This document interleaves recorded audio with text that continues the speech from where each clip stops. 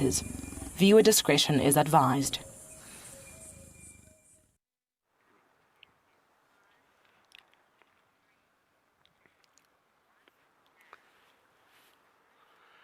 Jumbo, and hello everybody. A very warm welcome to our morning safari. We are in the Masai Mara of Kenya. We got to the Mara River there. My name is David. Welcome aboard to your very own safari, live from the African bush.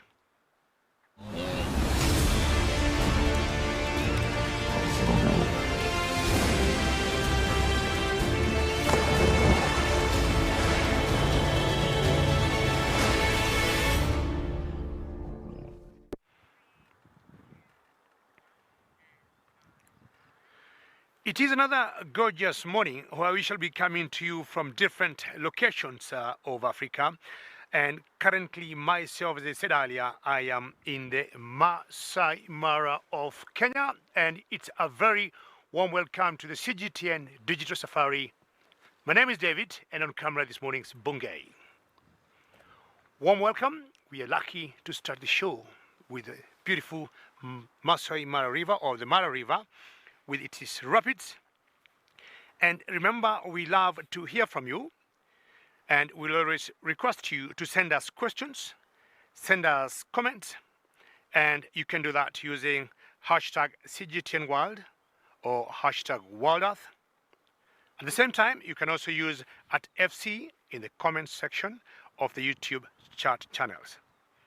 The youngsters also, we love to hear from you, and you can do the same. Kids questions at worldearth.tv.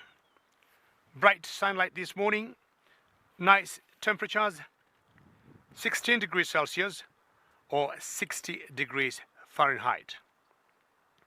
I want to remain here for the next 3 hours or so, hoping that those hippos that you can see there may come out of the water. The reptiles, the crocodiles may do the same. And if you're very lucky, we might see some herds of wildebeest or zebras coming either to drink or to cross the Mara River.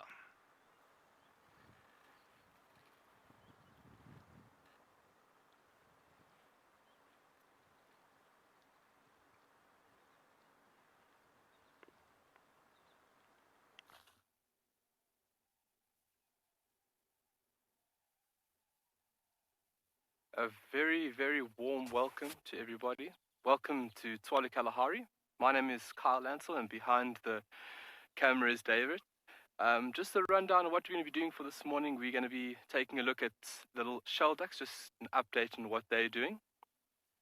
And then from here, we're going to be taking a look at the rock stars, just to see if there's any chance that those little pups have come out. It's a little bit early, but you never know. It's not written in a book.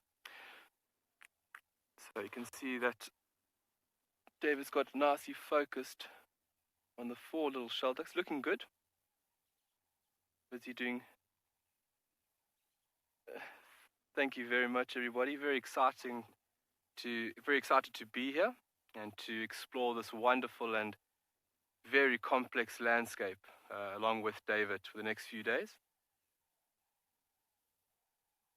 There's a little grebe as well. So the 4 little shell ducks, and then just in front of us there's a tiny little bird making its way across the pan.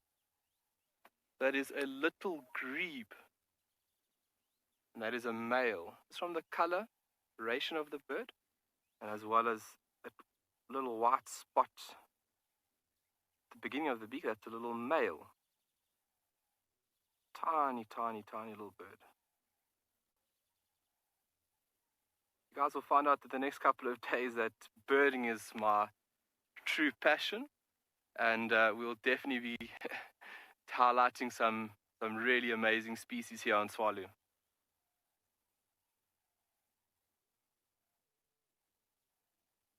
Beautiful morning.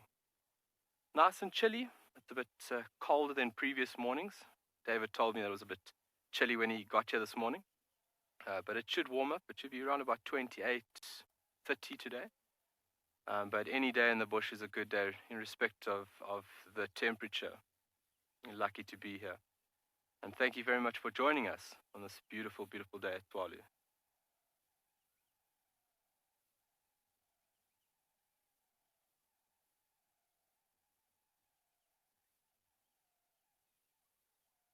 Wow, beautiful.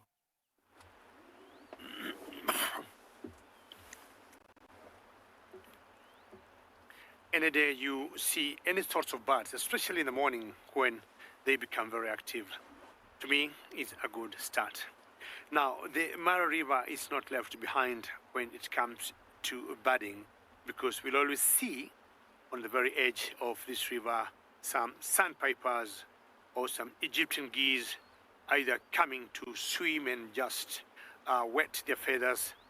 Occasionally we see some storks, but like the trees you see in the background there, we have seen big eagles like the African fish eagle waiting to chance and maybe catch some sort of some sort of fish, like a catfish. Now, just a quick update on Jasiri for those of you who have been with us for the last few days. Jasiri is the baby elephant that has a bad foot. She's doing very well, and my plans today, after I leave the river, I'll be swinging in that direction to find out how she's doing. And if I don't, then I'll have my friend Isaac looking at her. For those of you who could not, or who joined us today and were not with us yesterday and the day before, Jasiri is one baby elephant that we found with like broken foot or fractured foot, and she is getting very good care. So the last I spoke with the game warden last night, he told me, he saw her and she is doing very well. So at one point today, I'll maybe swing by in that particular area, and the good news, she got some friends. Now, we gave her the name Jasiri yesterday, so what we are going to do, the family that has adopted her, we are also going to find out if we can give that family a particular name. Now, the Masai Mara is always full of game, but the highlight of the wildlife in the Masai Mara is the migration.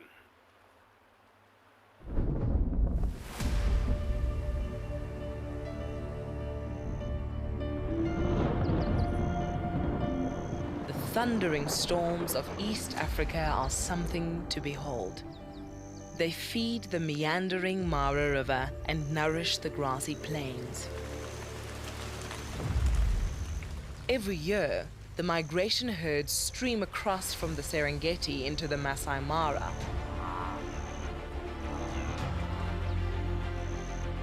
Following the storms in search of greener pastures.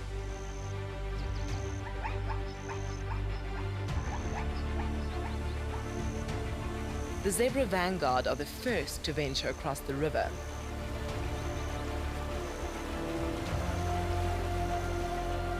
Those that survive the rapids, rocks, and ready predators are rewarded, feasting on the untouched plains of red-oat grass. The zebras cut the long grasses, preparing them for the remaining grazers.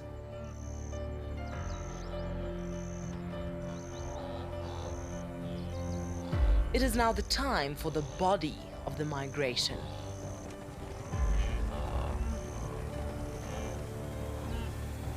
Countless wildebeest and Thompson's gazelle gather along the banks of the Mara River.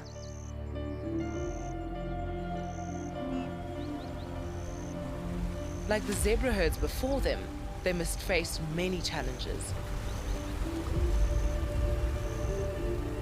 As every antelope's ability is put to the test.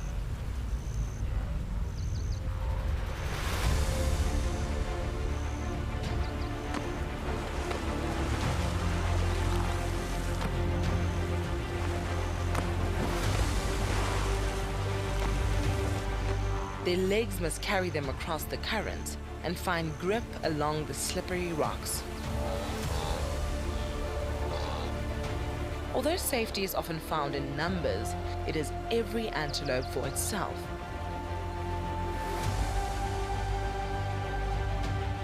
Until the survivors meet again on the other side to relish in the grassy rewards.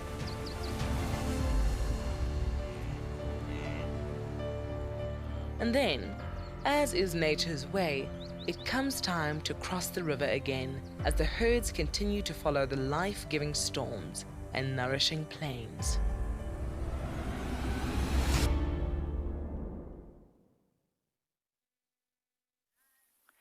Good morning and welcome to Anbiangalo.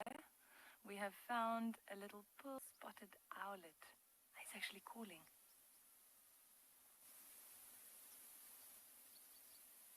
We've actually been sitting with him for quite some time now, so I'm surprised that he's still perched there. My name is Marna, and with me behind the camera is Gert. So there's another little owl very similar to this one called a owlet, and they are similar in size, but there are a few little things you have to look for. So let's have a closer look and I'll try and point them out.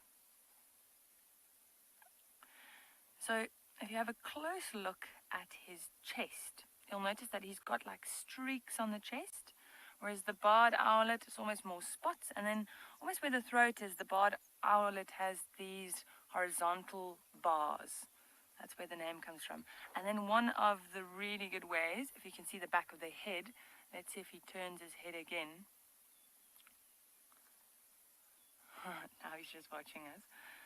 Just on the side, there we go. You can see he's got two black spots behind the head. So those are two false eyes. And that's one of the easier ways to identify the little pearl-spotted owlet. How beautiful are those yellow eyes? And he's all puffed up.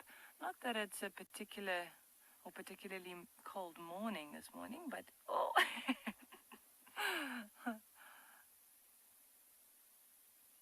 Love the little white eyebrows as well.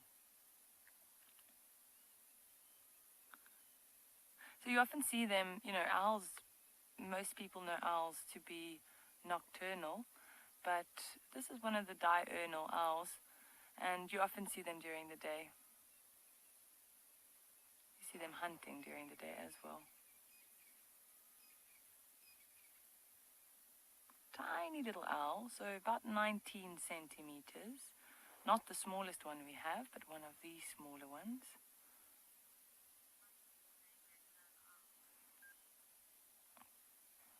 A lot of people saying they love owls. I'm with you. I also really, really like owls.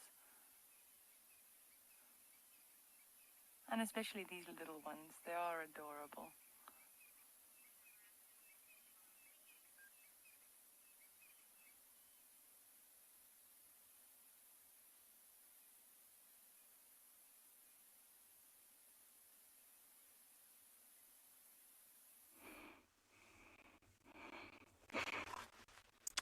Everyone, welcome to the Masai Mara. Once again, I have found my beautiful, great crested crane.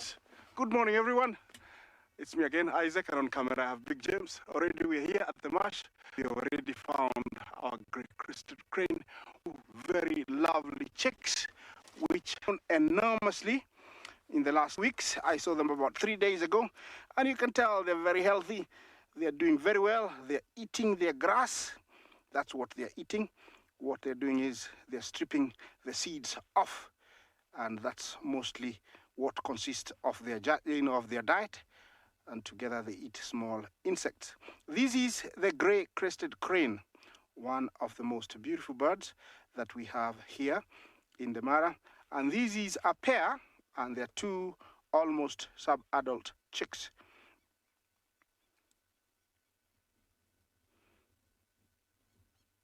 Yes, it is a very beautiful morning.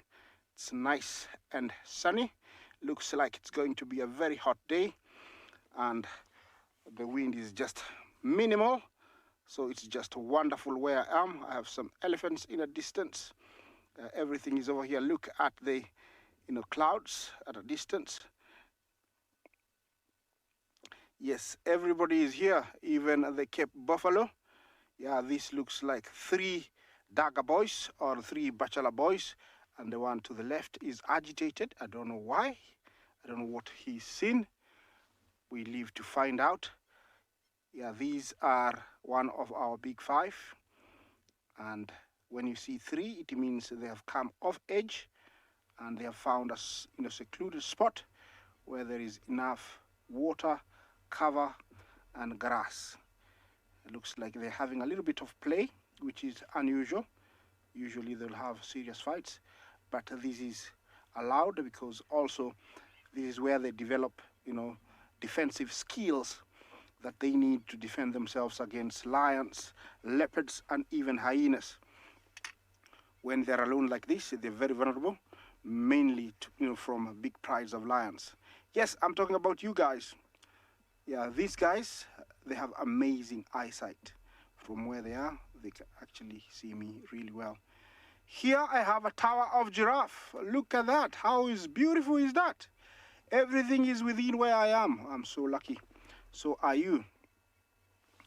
Yes, these are about how many? 5 males? Or is it 6? Yes, there are about 6 of them, I think. And they're all males. Maybe they're having a meeting, a morning meeting, talking about something, I don't know what.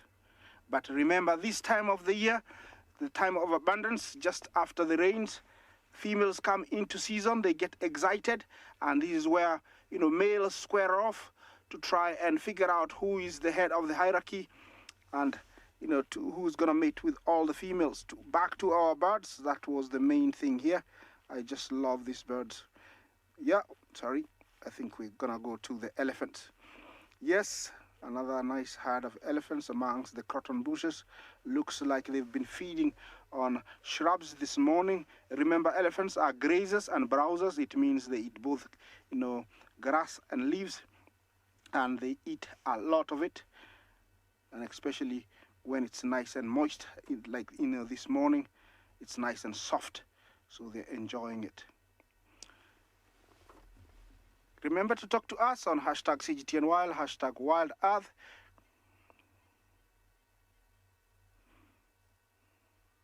Melanie, thank you. I hope you're well this morning. I don't know what time it is where you are. You say that Africa's got some, good-looking birds. Yes, we do. We are very, very lucky, and I'm grateful that you appreciate that. Yeah, they're very, very colorful. You find them in all ranges, all range of colors. Yeah, look at the little guy, you can't believe that eventually, she or he will be the same color as the adult to the left. That crest is not man-made. Yeah, it is natural. They grow it. You can tell the little guy has got a very scruffy one, but it's going to grow and become very, beautiful like the adult. I'm gonna move on further down and get close to the giraffe so I can share them with you. And on that, I'm going to send you to a different location.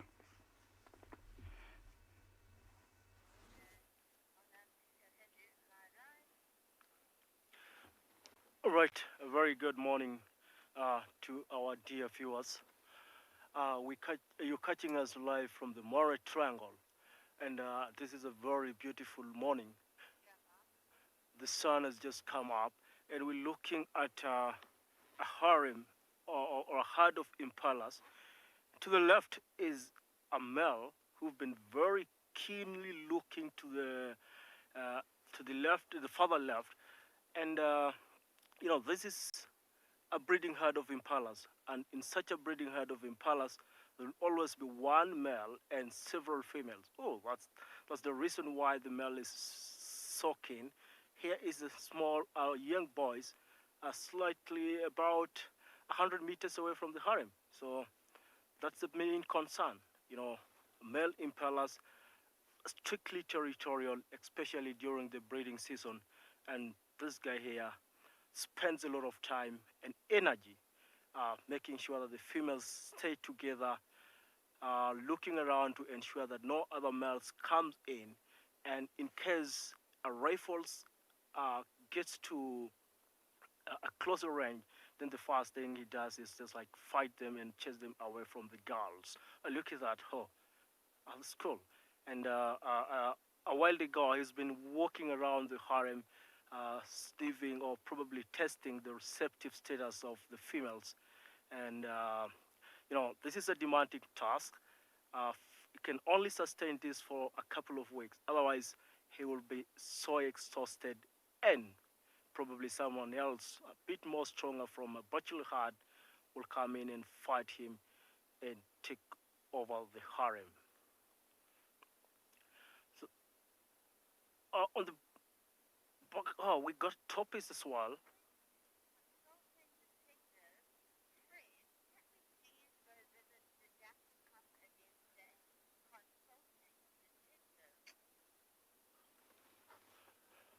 Right, thank you very much. And we're not actually very far from where we had the Jackal pub yesterday, and we kind of gonna be checking or keeping an eye whether we'll see her again this morning.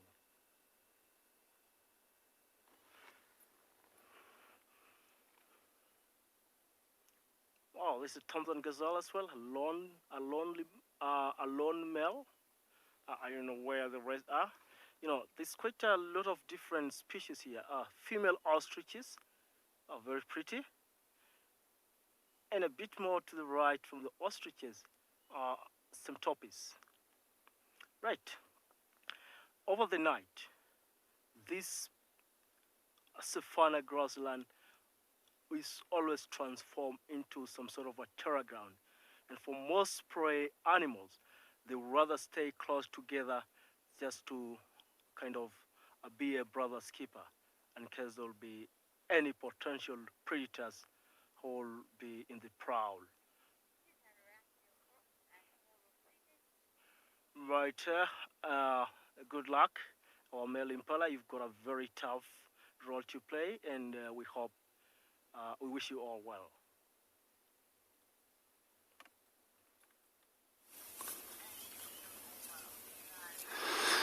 Beautiful impalas, this time of the morning, and one of the good things to have a look at it, show the beauty of the colors with the sunlight here on our walk. Myself, Andre, BK, and Soli, our scouter. We found something strange here, a beautiful bird, as you know.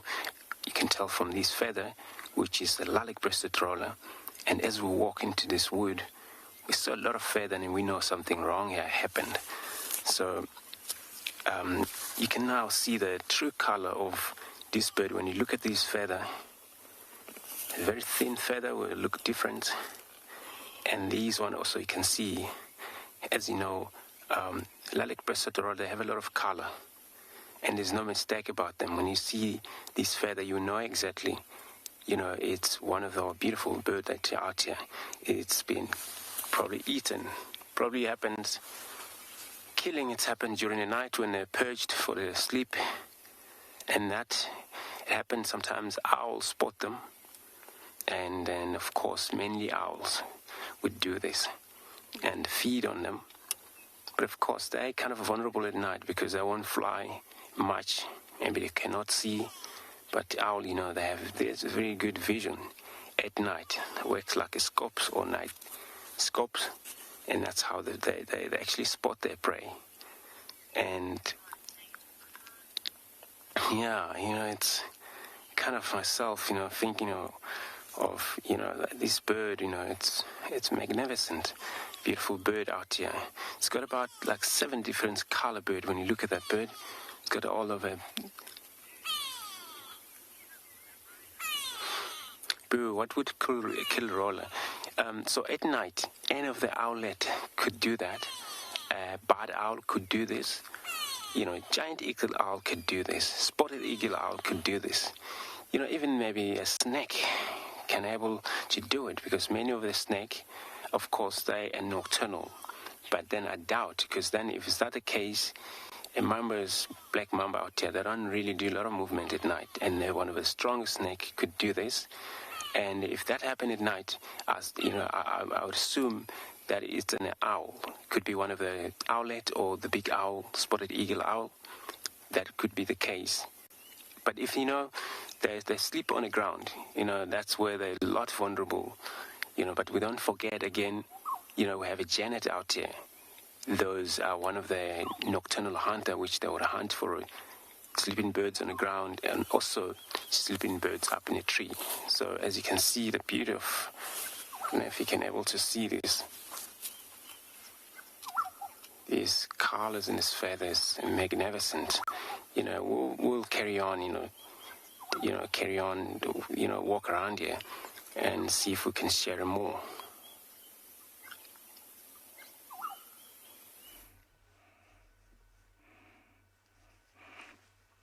Yes, I have decided to stick with this just because, and also I would like to share more about these guys. When breeding, these guys usually are found solitary, and when bringing up their own, they usually seclude themselves to try and bring them as safely as much as possible. These guys have walked about 3 kilometers from where I saw them about 4 days ago, and now I know which area they hang around. Usually when they're not breeding, you'll find them in flocks of up to even 60. Can you imagine? That would be a lovely sight. That would be a wonderful sight. But when breeding, they find always a secluded spot where they lay their eggs, make a nest and they're very close to water, because they're usually found very close to swamps, places with water, rivers, sometimes in wheat fields and maize fields. They are found there, the nest there, and then when the eggs hatch, they roam around very close to where there's lots of things to feed on. And like here, there is abundance of grass, and that's why these chicks are growing very, very fast. Yeah, the grey-crested crane. Remember, it's a national bird of Uganda. And on that note, I'm going to continue further down, see if I can get to the giraffes ahead.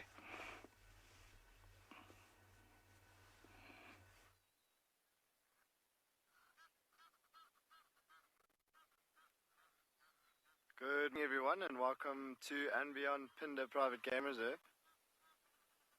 We found these 2 new cheetah again. My name is Grant, and behind the camera is Craig. And yeah, this morning it's a beautiful overcast morning. There's not a breath of wind, so I think it's going to be quite a beautiful warm day today. We have come back to the airstrip, which is close to where we saw the 2 new cheetah yesterday afternoon, just to see, check on how they're doing. And both of them are still here, and both of them are still doing well. And they've been lying out in the open, and just as you've joined us, they've both crossed off into the long grass. So they haven't eaten for a while, these 2 cheetah. So we're gonna try and stick with them, because like everyone is saying, we're hoping too for a cheetah hunt this morning. So we're gonna try and keep.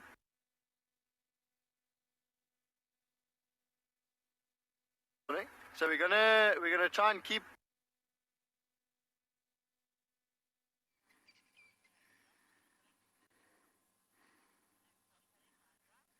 Sorry about that. You're with us here in Juma Game Reserve. And these birds have a dam cam, but it's an absolute pleasure to actually see them.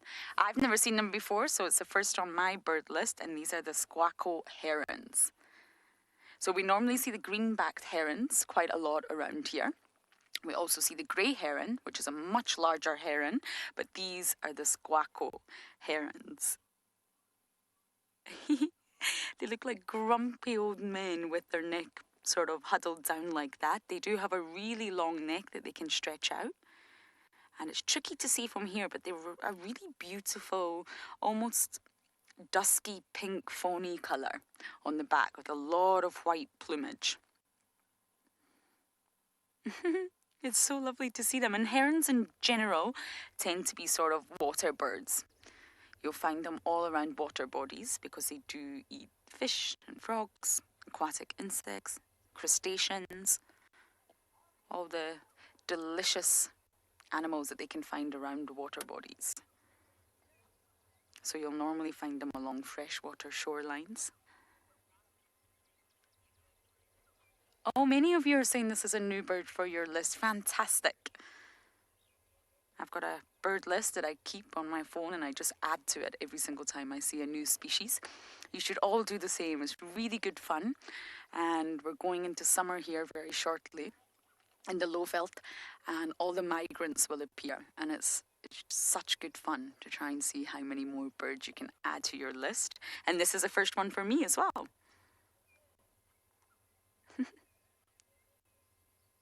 5 of them. Now, they are monogamous, as 90% of all bird species are said to be, but they're colonial breeders, just like the sort of weavers. They will all breed in the same area, in different pairs. And the nests are normally really, really low in the vegetation around the shoreline, or reed beds, or wherever the birds may be, just above water level.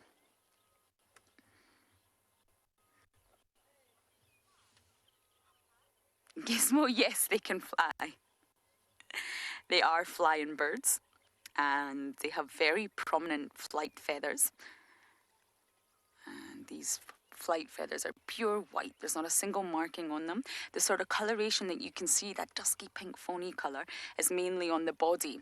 Their wings are entirely white, which makes them very beautiful to see in flight. I think I'm going to sit here and enjoy these birds a little while longer.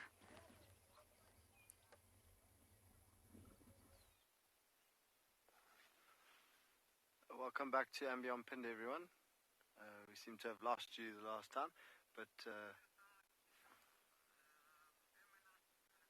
we are still with these cheetah. They are quite intensely smelling the ground, almost as if they are following the scent of something, like perhaps another cheetah. That beautiful bird that's calling there is called a rufous-naped lark, and you can see it flapping its wings every now and then.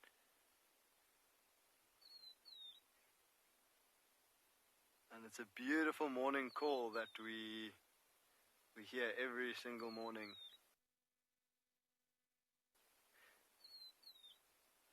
And that little flap is like part of its call.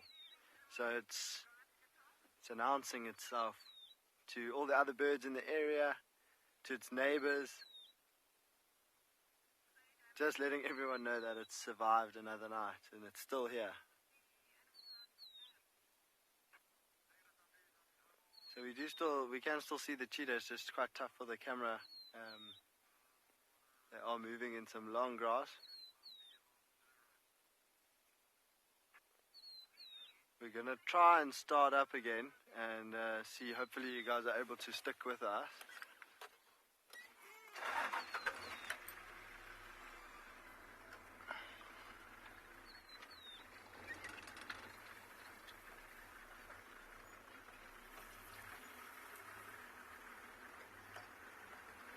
Looks like they might be coming back actually towards the airstrip, so I'm just going to do a little loop around and see if we can get another look at them.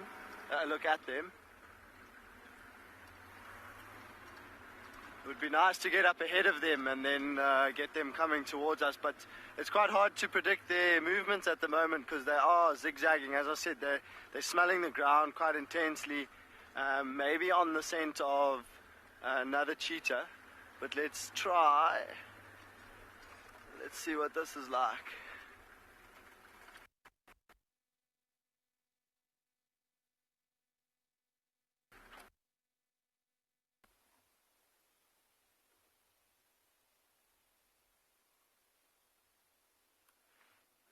I think that one on the left might be better. Yeah, so that they are like walking and then they'll dip their head into the long grass and put their nose almost right down onto the ground, smelling and trying to determine which way they should go. And remember, they also are they're brand new to this area, so they're also trying to just see if maybe their own territory.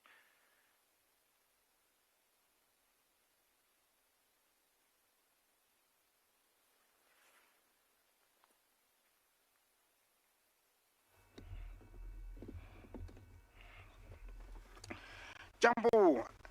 And here we are, much closer to the giraffes, and it is sight I have here. You can tell the one behind is a male and the one in front is a female. I mean, the one facing right is a male. You can tell with the horns. Look at how flat and bare they are on top. That is caused by the friction during fighting. They have a fight called necking, where they use their necks but butt each other using those ossicons. These are not true horns because they are not made up of keratin, which is compressed small hairs like our fingernails. Believe me, none of two giraffes have got the same patterns, very much the same like zebras, our fingerprints. And one interesting thing about them is they say females sometimes, give birth to young ones that inherit some of their patterns. I want to one day to see that, but I've been trying to see if I can find, a pattern in a youngster, same as the adult. Their neck is so, I don't know what he's looking at. Hey, look at these guys. Yeah, these are not dwarf giraffes. They're in a laga. A laga is a washout area. It's a seasonal stream. That's where they are. They're not dwarfs. They're fully grown. They just walk there. It will be interesting to see them come up. I don't know which side they would, but all these are females apart from the second last one from left. Look at the female extreme left. She's got very funny ossicons. She's got almost none. Look at that. Thank you, James. Yeah, interesting. Yeah, looks like they broke and almost folded back towards the skull. See the difference in the horns? You can really see that. Yes. Yeah, look at this. Very interesting. Yeah, quite interesting. Yeah, it's quite an easy climb, not as tough. Look at that. The necks of giraffe are made up of 7 vertebrae, very much like our necks, and they have adapted to utilizing, a certain niche that no other, herbivore or grazer can, apart from the elephant. They are able to reach up to very tall trees, and it is actually important because some trees might become very bushy without the giraffes. This is a beautiful sight. I hope you're enjoying this, guys. It's look at that. The side profile of the head shows you the prehensile lips that they use to pluck off leaves from trees. Yeah. Yes, the one to the left looks like he's continuing on, eating whatever he's eating. Yeah. I'm gonna keep, enjoy a little bit this, a little bit more of these giraffes as we take you to our other spots while I stay here.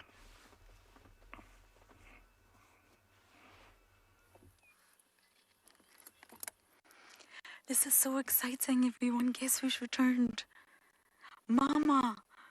Wahlbergie has returned to Wahlberg's Nest Road, sitting in the exact same tree where they successfully reared a chick last year. Theo, if we can just look at that nest down in the fork. Yeah, this one here. This is the exact nest that they used last year, and we saw one chick. We didn't see it fledge, I'm afraid, but it's at the worst angle for us on our camera, but still we managed to see it. How lovely.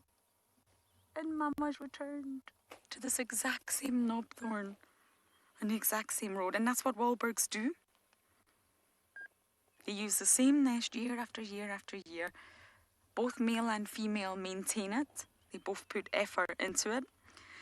Many of you are saying, yes, it's so exciting. And I am sure the dark form of this monogamous pair, not the monogamous pair that's in the Mulwati, is the female.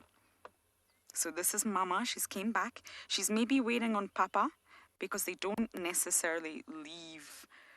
They migrate here separately and they can leave separately also. And they don't necessarily see each other for quite a while. And the chick, I remember spotting the chick. I think I was with Davi, on the 19th of December last year. 19th of December. So we've got some time to wait, but Mama's obviously arrived in spring, getting ready for summer. Welcome back. They haven't had much luck, this monogamous pair. I know they've unsuccessfully tried to rear chicks before, and well, yeah, they were all unsuccessful. But last year, I believe, was a big success for them, which is really exciting. They're intra-African migrants, breeding migrants, so they don't leave Africa, but then they do come down here to the Lowveld to breed. Oh, I'm so happy.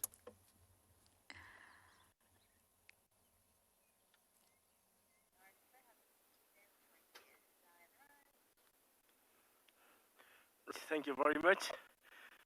And we are almost 150 meters away from where we left the jackal, and we were quickly rushing there to check. Then suddenly this two lapwings appeared on the road, and for a while they've been having a what seems to be very difficult conversation, probably trying to discuss and find maybe involve each other and maybe agree on what would be their next plan. And you know, these birds are very pretty, always noisy, and one thing about lapwings in general, they're very, very aggressive birds. They nest on the ground. They lay mainly 2-3 eggs, which blends very well with the ground. And many times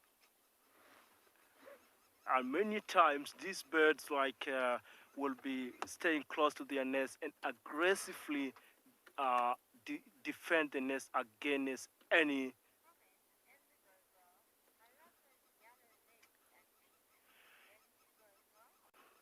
I mean, that's very true. You know, they got very beautiful yellow legs. In fact, they look like they're wearing a pair of stockings. Oh, they're moving away from us, and we're trying to catch up with them, and hopefully they'll give us way so that we can get to where we left the jackal pub yesterday. Right, the lapwings eventually agreed to give us way. Thank you very much, and we're getting soon to the where we had the jackal pub.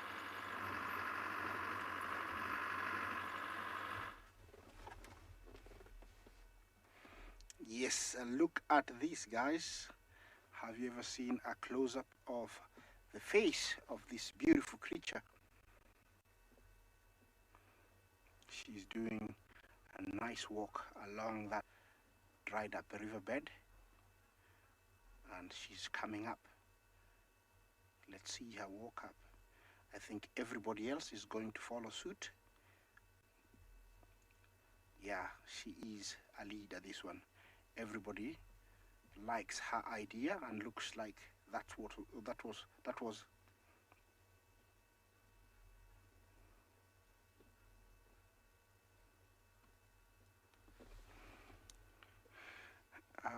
Pardon me, sorry, Emily, could you repeat that question, please?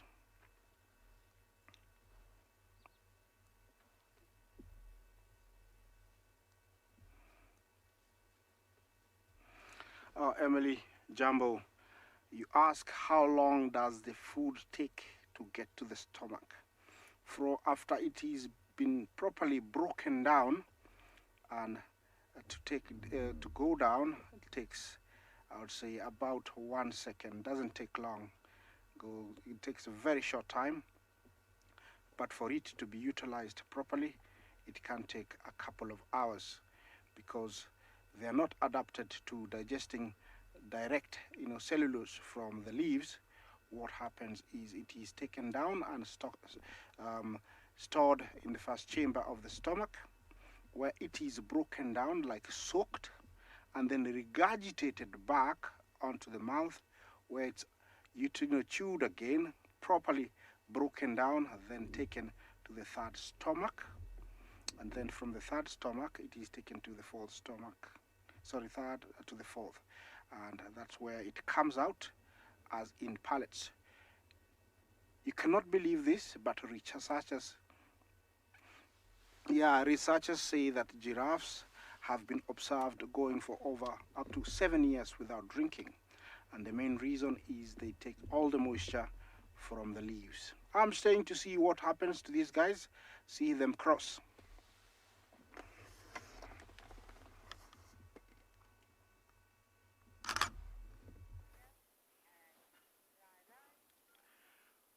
Right. This is just beauty. Folks, we got to the exact mound where we had the jackal pub yesterday. And actually, we were wrong. I thought there was only one pub in this particular den. But, you know, it's a surprise. Like, look at that. There are 3 of them this morning. They're very happy, healthy looking. And see, one of them is on the right. I'm very, very happy too. And one of them is just on the road. She's kind of digging and sniffing the ground. And a while ago, the 3 of them were playing with a twig, you know, just like normal pubs at home. Play is a very important part of the youngsters. You know, when they play together, this is a chance to grow as siblings, learn about each other, and actually strengthen or build a bond between themselves. Uh, these pubs, you know, they're always curious, looking, and one of them is playing with, I think it's a piece of dung. Wow, beautiful.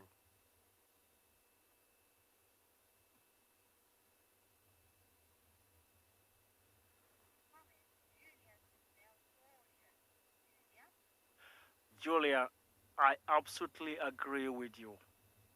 This pubs is just so cute.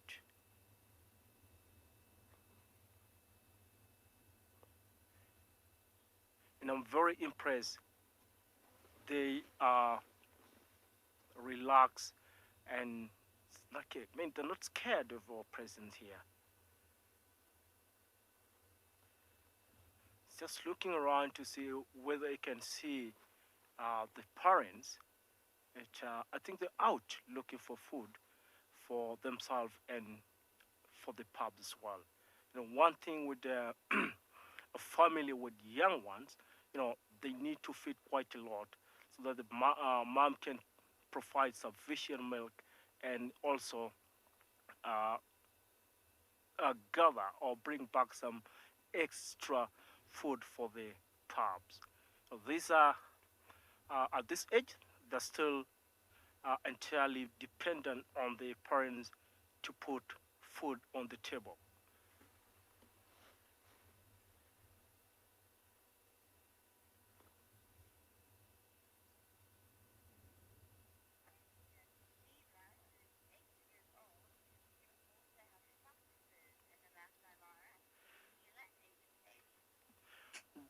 Right, Mila, very good question. Uh, we do have one type of foxes in the Mara. It's called a bat-eared fox. We don't happen to see them quite often, but we see them once in a while, Mila.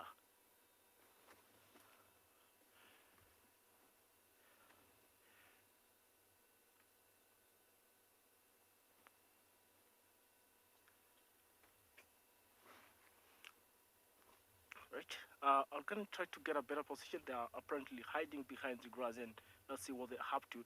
But I'm gonna do this very gently. Don't really want to interrupt what they are up to.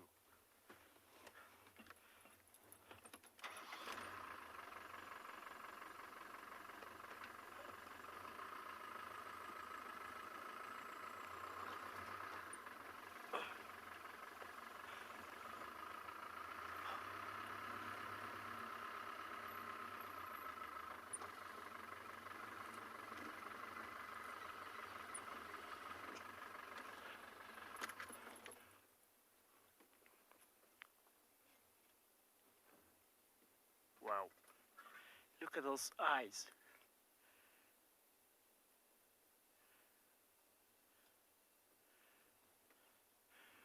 this is one of the things that I'll be keeping an eye almost every morning. Right, this is a sighting or one of the things that I'll be keeping an eye every other morning and see how these cute jackal pups will be progressing.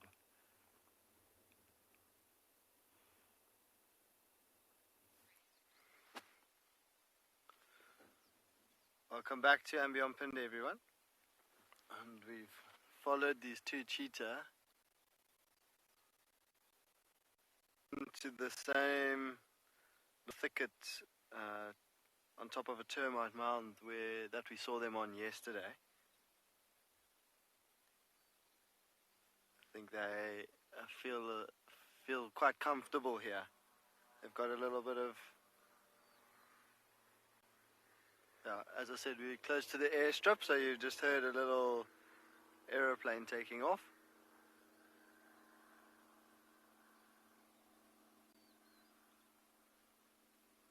So this is close to where they were first put onto the reserve yesterday, and so I think they feel quite the day before yesterday, and so they feel quite comfortable here.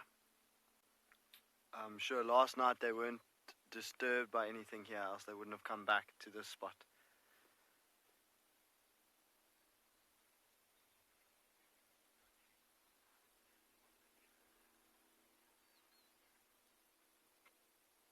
So it seems as though all that sniffing they were doing earlier is just to familiarize themselves with the area.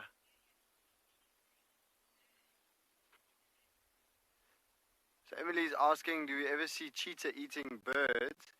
And usually no, but cheetah are known to, more especially coalitions of males, so groups of males are known to go for ostriches in areas where ostriches do occur.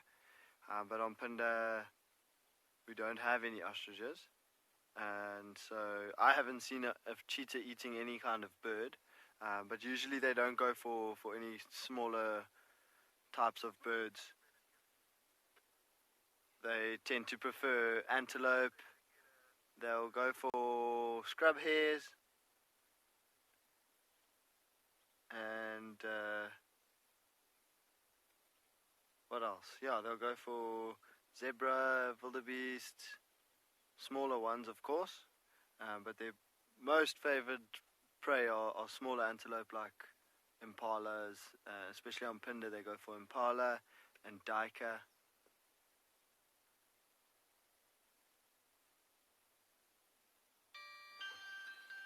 Ow. Sorry about that.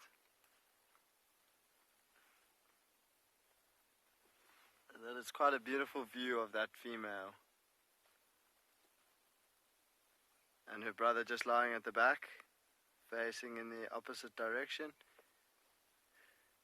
So I was optimistic, hoping that they might move a little bit and maybe try and hunt this morning, but it seems like they're going to settle down here again for the day. So I think we're going to be leaving them and seeing what else we can find this morning.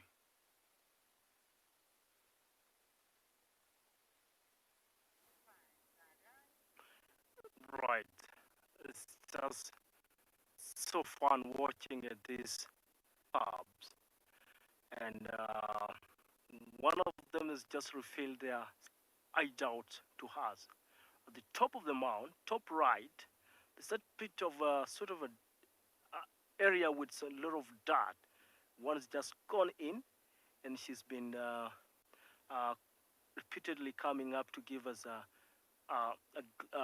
stare and then goes in. The other two, one of them behind the mound, and to the right, there's another one just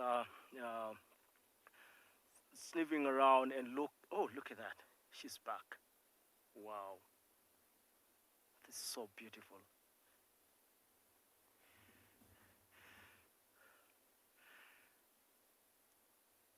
Right, so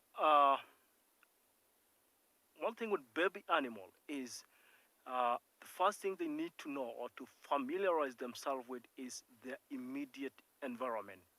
That's exactly what these jackal pups are doing. walking around the den and checking on things here and there, and then coming back together and start engaging in some very, very beautiful child play games.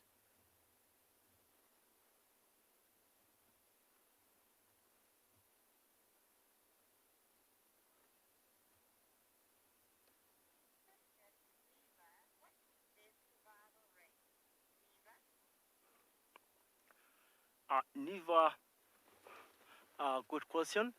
Uh, the survival rate for jackals is, I would say, not really bad, but it's about maybe 50% chances of surviving for these pups.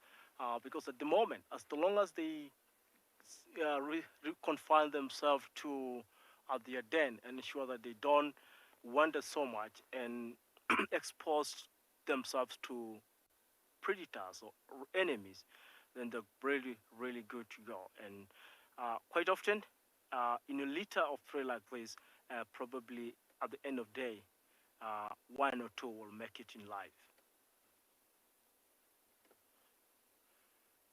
Wow, so pretty. Just still looking around to see whether the parents will show up. You know.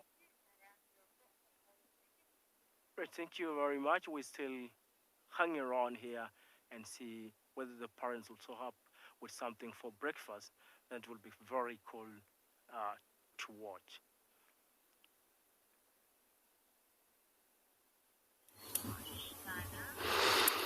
It's beautiful, jackals. Puppies also a nice thing to have available. It's beautiful, unique. Plus, in the middle of the bush, and it attract us to come close and have a look. There's a lot of honeybees and also carpenter bees bees flying around here. Just going to take a moment of the silence just to see if we can get one closer look of these carpenter bees.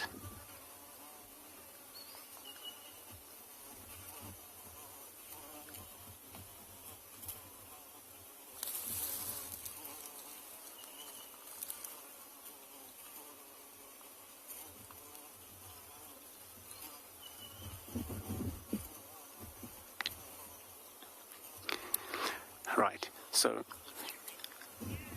it's beautiful, especially the sound of that bees. It's very huge sounds because big carpenter bee usually, and what I've seen here, a few species of bees, including the honeybees as well. What they do, they're also attracted by these flowers, because this is where normally sort of these bees collect their equipment, honey, and bring it back to their nest. So what this flower does, it's called pomegranate, wild pomegranate. So, little flower that you can see, it's already opened up, just because it's still a very beautiful morning.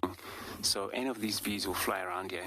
The bees, designed with such a strange kind of a chemical or kind of a glued on their back legs, and every time they land in one of these small, opening star flowers, which is yellow, then attached to this flower, which is little like a powder showed up on this, and this is the powder would that way, stuck on their back feet. Otherwise, they fly with whole yellow legs back to their nest, and this is how they were able to build their honeys and things. But it's amazing thing. Just to think of these having been rain, but you still look at the beautiful plants here. We'll leave this plant and continue to look for something else.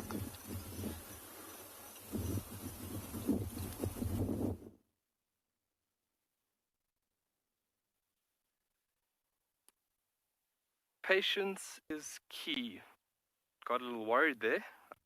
Obviously, just the colder temperatures that we experienced last night, these rock stars decided that they were going to hit the snooze button for this morning. And, well, here we are. What a beautiful setting. Everybody's out and busy sunbathing. Basically, their morning coffee at the moment. And you can see the orientation of these beautiful animals pointing straight towards the sun. Obviously, bellies being presented and increasing the surface area so that they can warm up after the very chilly evening that they had last night. Everybody on the lookout, even me. Any predators, any threats? Very, very important. Obviously, security is very, very important. Yeah, wake and vibrating. Yeah.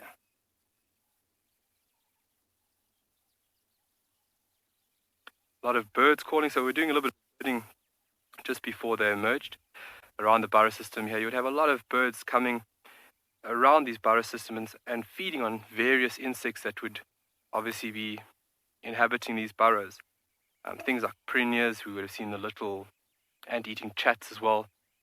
The birds are calling quite a lot at the moment.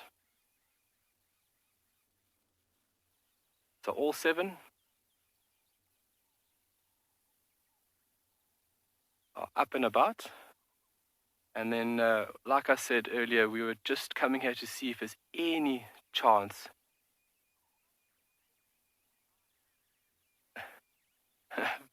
Can't believe how big the kids are. Yeah, they have grown.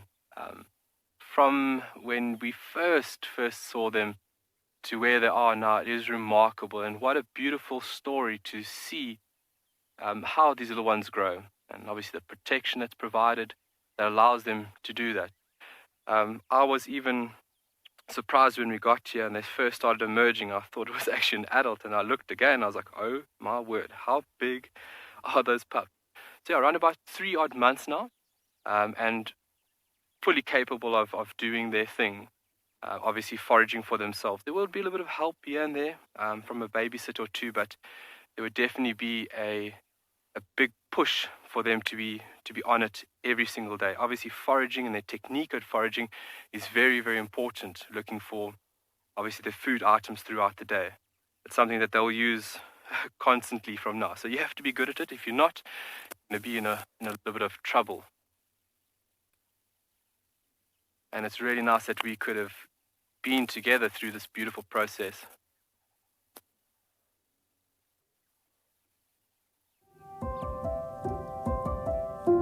In the southern region of the Kalahari, we find Swalu, meaning new beginnings in Setswana.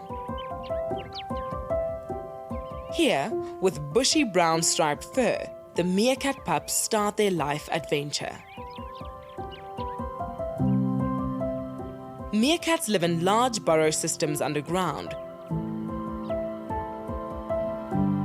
where the little ones can be kept safe from predators and out of the harsh African heat. They are sociable creatures. The pups start playing soon after they pop their heads out from the burrows for the first time. They feast on plants, juicy insects, and even lizards. These cuties learn by observing and mimicking the adult's behavior, braving new challenges every day on their journey to adulthood.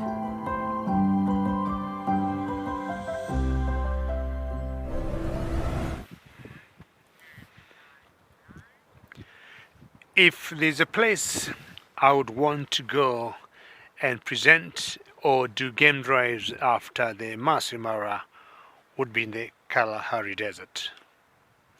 And mainly for the meerkats only.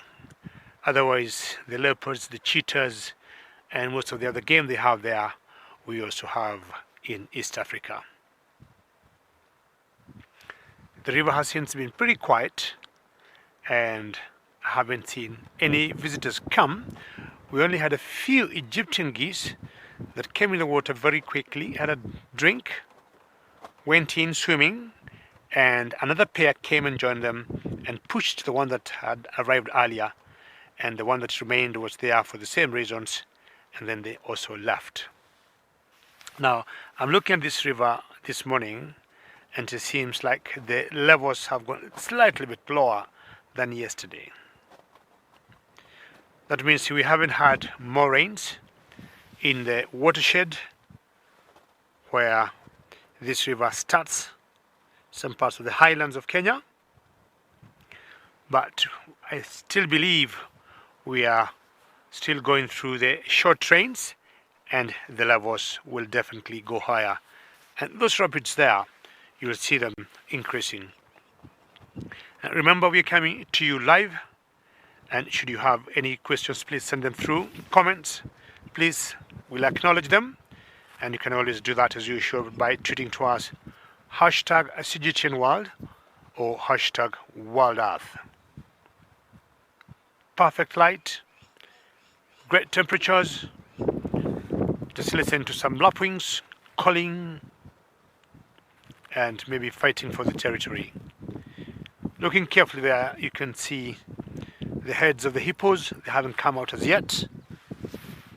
Maybe they haven't gotten any good reason to leave the water, because maybe having been in the water for the last 3 hours, because they normally come back at dawn back to the river, they still think the temperature in there is much better than outside, as much as the mamos. They only come out if the water gets pretty cold, and the temperature outside the river is much warmer.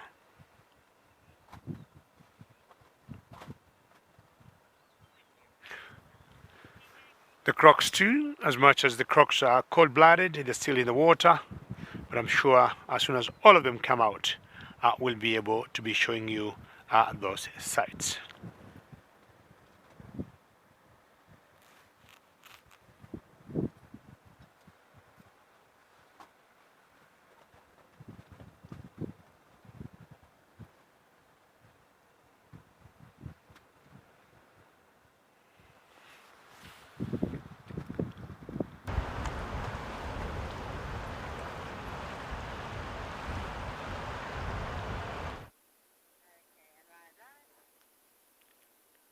Right, welcome back to our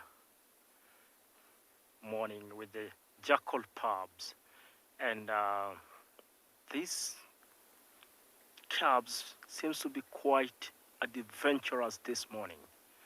They've been running up on the road, getting into the grass, playing, and they've moved quite a distance away from the den. Not unlike yesterday, when we had one pub, she was kind of stayed very close to the den. I guess being together, the three of them together, gives them the confidence and the courage to try and explore a little bit more away from the den. So pretty, look like they're well taken care of, very healthy looking, and I was expecting the prize maybe to show up, but so far haven't seen them, and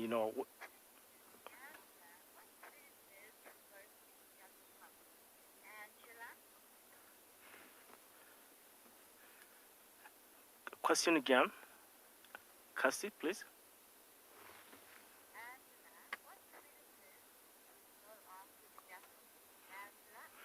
All right, Angela. Jackals themselves are predators, but in the natural world, you always got some enemies.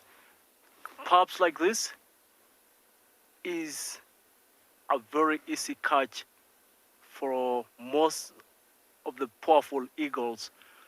We got martial eagles, very powerful. We got crown eagles, another very powerful eagle. It again, hyenas and lions will probably kill them, although not for lions. It's a different case, not mainly for food, but probably to just to get them or to reduce competition from potential rifles.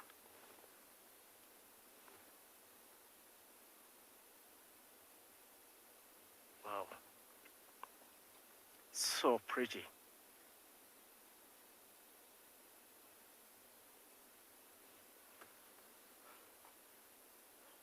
I mean, that's like very curious little pups, sniffing or smelling everything that they come across. Pieces of rocks, grasses, smell the ground, you know. Sometimes picking something, just like eat it, I don't know what. But it's just fun and very interesting to spend time with these pups and see them play and learn a few things about the external world.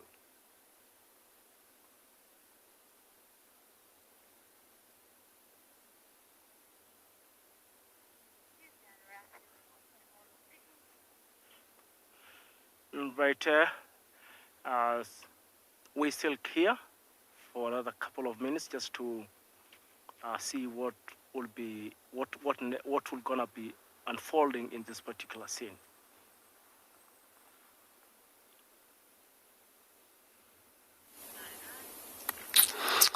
Beautiful.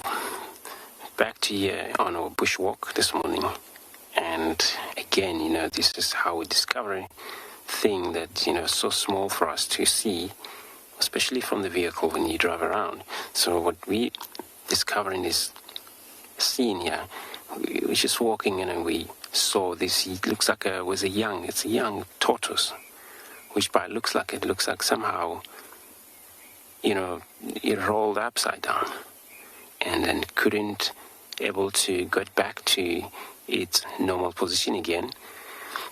And then the reason I'm saying that is just because of you could see nothing eaten in it, so it's still little legs sticking out, So, but this has probably been a while since it's died here. And then, of course, it's unusual for tortoise to die just like that without being killed. And now we understand they have a lot of enemies, which is in small sizes like this. Yeah, it's so sad, I feel very sad. And the fact, it was come worse when, it died, facing upside. It's very difficult for tortoise once they're done that, even the adult. They spend a lot of hours trying to stand and normal again once they roll upside down. And this is, I think, that's what caused this death here in this scene. But it's not fresh, so it's probably maybe, maybe a few months, I think. Trying to roll over, see. As you can see, it was not actually the bigger one. You see even a shell wound apart and see a lot of these segments of the shell. It looks like it was a hinged back tortoise, looks like it. It's not a leopard tortoise, I think, by looking at the color of this little creature here. And then also, once they hatch from their eggs, which the female that she does, she come pregnancy, and of course it's got to be during the wet season for that, or slightly out of the wet season, and they bury their eggs under the ground. But this, for this young one to actually able to hatch, they got to do on their own. And then of course, and they dig out of the ground, and so a lot of time they die, so young because of vulnerable to lion. Leopard usually spend a lot of time with this, and end of the ground hornbill here, which I'm sure this is the one that would consume in tortoises and all of these snails that we have in the area. But in this case here, this is actually natural causes this take place here. But it's a nature. So whatever happened here is probably was trying to move out of this place, and then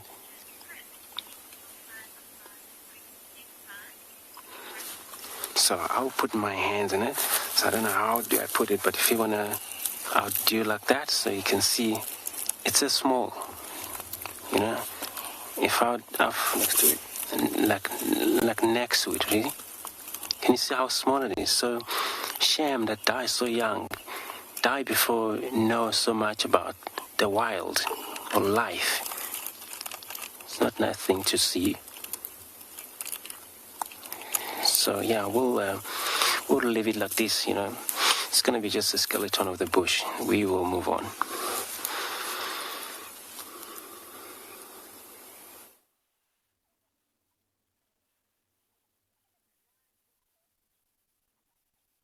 We are back. Everything, obviously, first order of business is to warm up after the cold night. And then you'll see there'll be a bit of activity from everybody where they'll start doing a bit of burrow maintenance. It's very important that they keep these structures clean, neat and tidy. Obviously to eliminate parasite buildup, and then also to make sure these entrances are open for any threats that they might pick up, so they can make their way underground very, very quickly. So if you take a look on the left-hand side, this is actually the beta female now that we're looking at.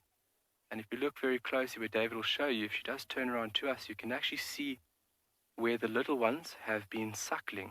So you can see that there's a moisture buildup around the fur, actually around the nipple itself. If she turns for us a bit. So showing that it's a clear indication that these little ones are doing A-OK. There we go, beautiful. And what a little pose, eh? Chest in, stomach out. There comes another one, another little guy. One of the little older pups. Inquisitive in the smells. Tactile communication is very important. They display quite a lot of tactile communication. Also when it comes to grooming as well.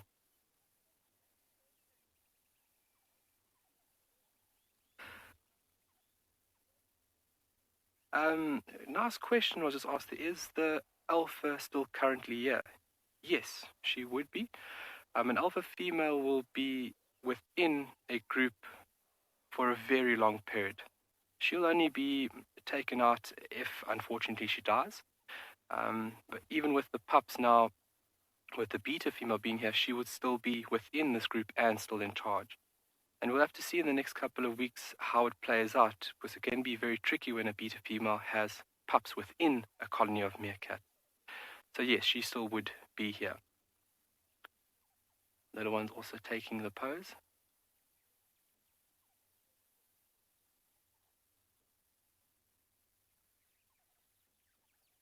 Quick movements by the head.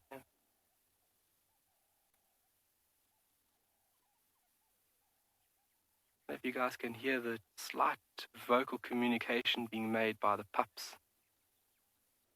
This little high-pitched twittering sound that's given out. It's also a very important sound of vocalization given while these animals are foraging. Visual communication is very important, but also vocal communication, just to keep tabs on where everybody is. It's a very important means of communication by these animals.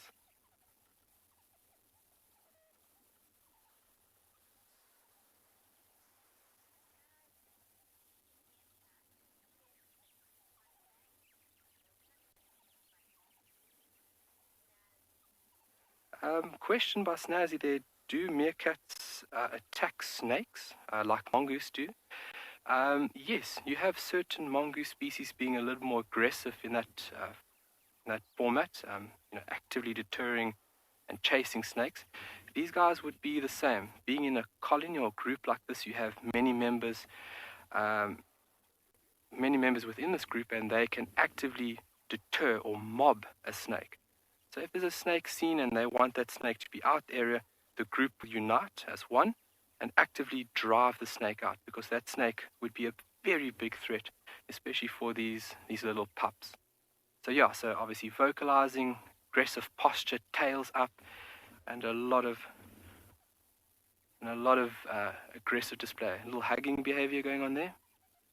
You've got a friend in me.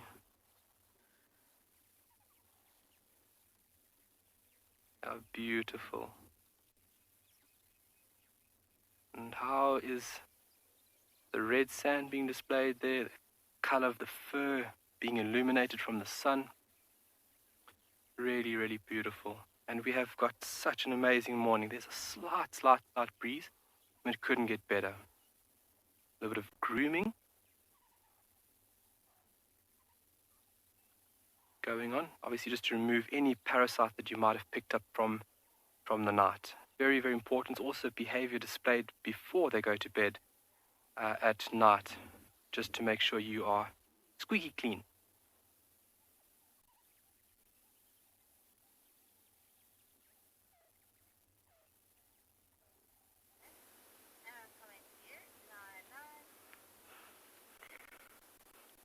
Welcome back. Uh, these pups, just like any other baby, are so curious. Everything worth investigating.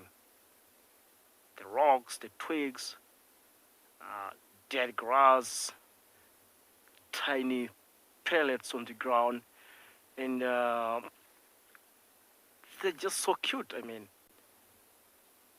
I'll really stay here long just enjoying these pubs, but I think at some point we'll just probably think of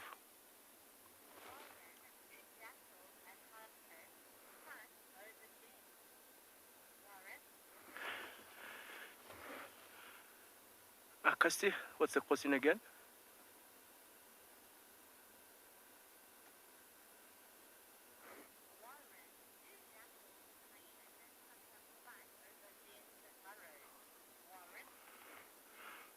Right, Warren. One thing is like, you know, hyenas and jackals, yes, they live or stays in burrows, which as many times the size of the burrow is very important. Jackals tend to use slightly narrow and tiny burrows or dens, which will probably be much smaller for the hyenas. Which I bet in a situation where the burrow is large enough to house a hyena, they will most likely fight over these dens. But you know, hyenas are more powerful, and in the many times they will take over the dens from the jackals. Like in our case here, we got a very narrow den. Like one pub went in, and we barely can see the entry. It's so small, like you just see the jackal pubs disappearing in. So this may not be the right size for hyena to come and maybe try to claim this particular burrow.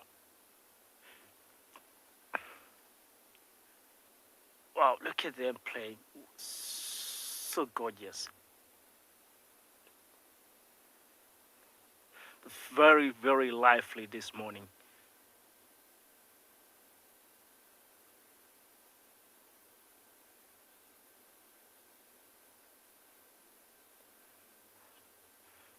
This is a true meaning of the spirit of brotherhood or sisterhood. I mean, a bit of a itchy neck.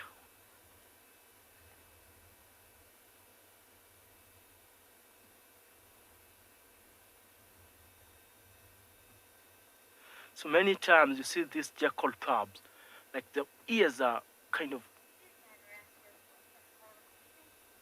It's right. The pubs are exploring further deep into the grass, and one of them is still on the road. And I think we're gonna drive away and give them some private time together as we explore and look for some other things.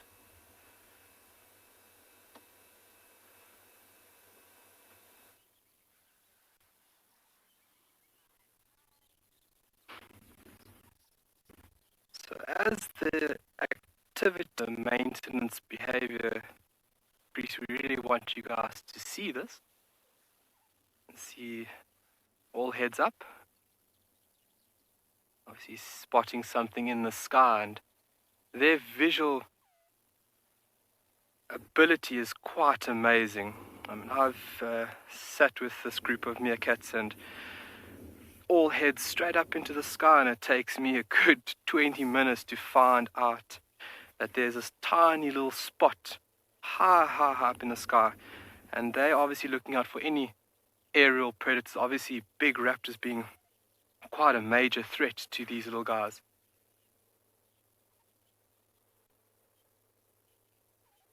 But everybody's taking it easy. Not in a hurry to go anywhere, obviously not clock watchers.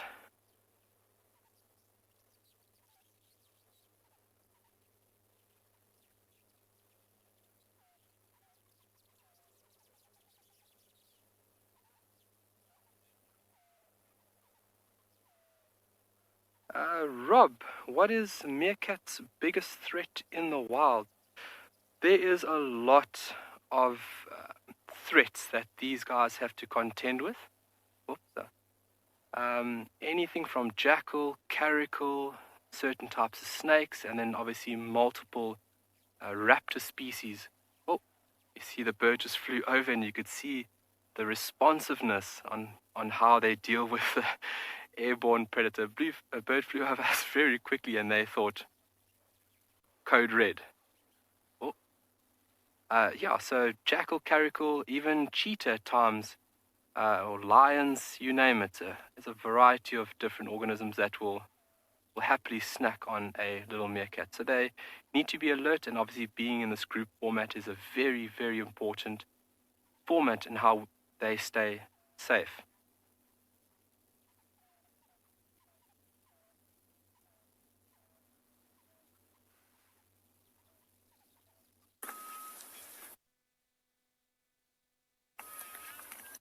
We've a pair of African green pigeons. I think they're in courtship.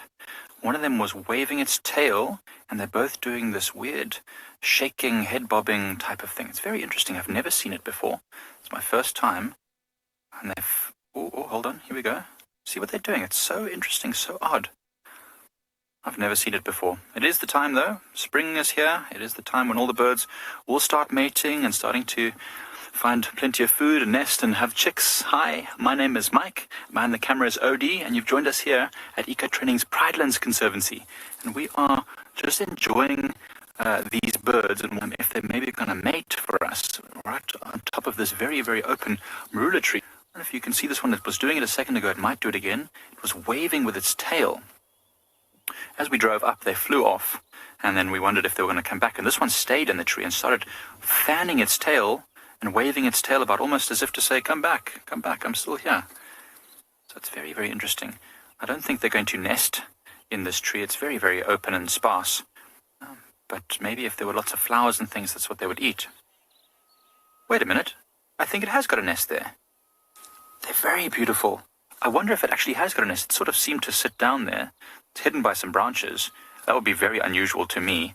Normally, they are fig-eating specialists, and they will make nests in fig trees or in the jackalberries close to rivers and drainage lines. I mean, we are close to a drainage line, so maybe the nest is close by or in that tree. Very pretty, though. Amazing bird. So you can see it's got green, it's got orange-yellow leggings, very bright green back, pink bill. Amazingly agile in the trees as well. It's really, in this area, we don't have many parrots. There are parrots in other parts. I think you might have seen them at Ngala. I know I used to see them there quite frequently. On Pridelands, we don't have too many parrots, so these birds fill that niche. There's a lot of them in this area. There it goes. Still there on the tree. It's still there. Just both of them are there together, so you can see them just at the bottom right of your screen there, bobbing their heads. So it's definitely a courtship of some sort. See that one? Never seen it before. I'm really hoping that we're about to witness the next generation of African green pigeon going from the glint in the eye to an egg at some point soon. There's been nothing much else happen. We've seen a few elephants and buffaloes, but all of them seem to be very shy this morning, moving away from us. So we're just investigating the road that Kumo and the other elephants walked down yesterday afternoon in the hopes that maybe they're down here somewhere. I wonder if this pigeon is waving us on to say, keep moving. Nothing to see here. Amazing. Look at those eyes as well. A very, very pale eye. Such an odd and interesting looking bird. Very well camouflaged when the leaves on these trees come out. It's a bird that we often hear you don't always see because of that green and yellow. Looks just like petals and flowers and green foliage.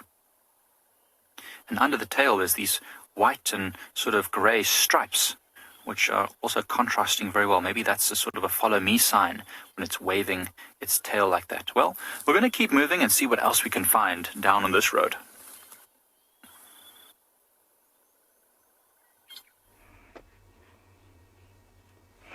Truly, the green pigeon actually, I think, is one of the most pigeons we have in Africa. Yeah, from the green pigeon, we have the zebras and wildebeest. And I am in the central area, of the Mara Triangle in the what we call a wooded savanna. It's a mixture of bushes, trees, and open grounds. And this is perfect ground for grazing for the zebra and the wildebeest, a little bit browsing of the giraffes. Looks like all the animals here have their heads pointing to the river, and I assume they're going to quench themselves because there's no water nearby here. Looks like everybody's going down towards the river. There is a giraffe sitting there, so they do sit down. Look at the plains, so beautiful. This is what I'm experiencing here. It's such a beautiful sight. I hope you're enjoying this. It is live coming from the Masai Mara. This is the common zebra, or the Burchell's zebra, that we get here in the Masai Mara and also other parts of Kenya, including the Serengeti. Here they are in big dazzles. Collective noun for zebras is a dazzle, and a dazzle consists of a mare and some foals, and a stallion also. But when they're moving, it sometimes form big groups which are broken. But eventually, when a stallion is ready to find his dazzle, usually he gathers the females around. Sometimes they can be from 1 to 6. And here you can tell everybody is on a mission heading towards the river. Yeah, we're no shortage of zebras and wildebeest. In East Africa, we have around 500,000 zebras, 1.5 million wildebeest, and this is what is the highlight of this time. They are migrating from the Serengeti to the Mara, and these are a few that are still around here. When I say a few, it's not just a handful, but it's hundreds. They're everywhere. Look at that. They had gone a little bit south, but they are coming back, you can tell.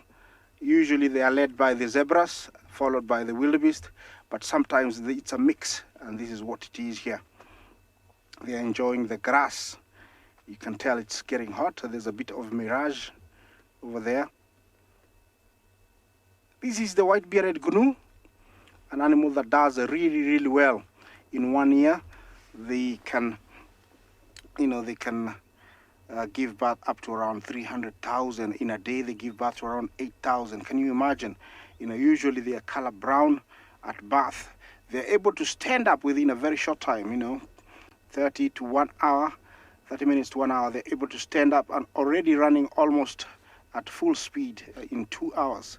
That is almost 50 kilometers now. Survival is essential, so they need to be on their feet as soon as possible.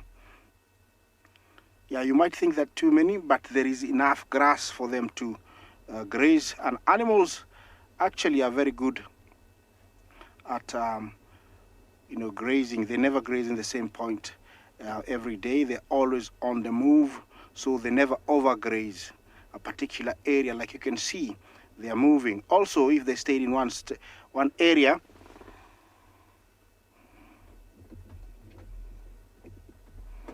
Jennifer, Jumbo, you ask which animal leads the migration, if I'm right. Zebras usually arrive first. We normally start seeing the zebras.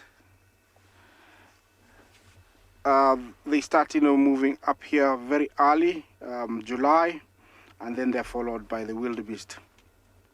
But every now and then you come across a huge herd of wildebeest amongst the zebra, So it can be a mix, but historically it has been known to be the zebras. Of course, this is nature. They never read the books. It can always change every year. This year, they came in very late, almost end of July, mid-July. Usually they say, they arrive, early July. But we are not complaining. They are still here. They are going to stay until the end of this month. We still to see the big herds which left, but they usually do that. During migration, they don't always move in one direction. Sometimes they can change direction and head back, and especially if there's a bit of rain, they'll move back, and that's what has happened, and now they're coming back. Yes, we're gonna drive towards where there is more. In a little bit, I'll share the big herd of wildebeest with you.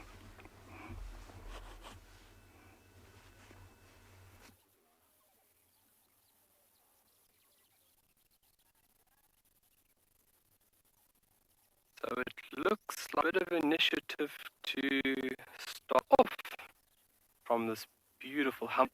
You can see a few of them on the outskirts of the burrow system now. I think they've decided no chores for this morning. Who wants to do chores? Much nicer out in the field playing around, looking for food. Definitely initiative now to start moving on. And this is the format by which they will follow, almost continuously moving away from the burrow system. You'll have one or two individuals moving ahead, kind of scouting, making sure everything is safe. And from there, you'll have other individuals following up and moving up from the rear.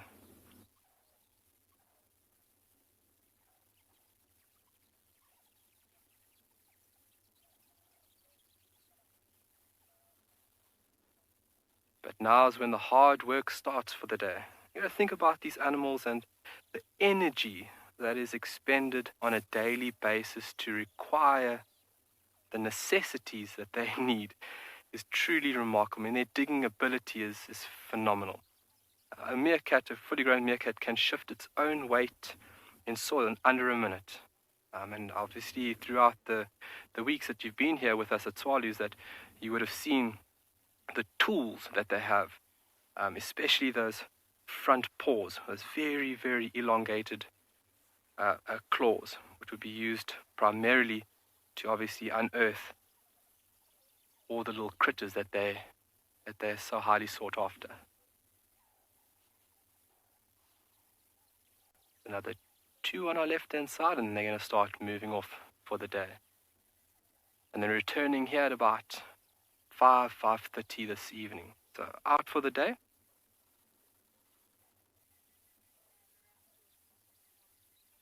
And then returning here for bedtime.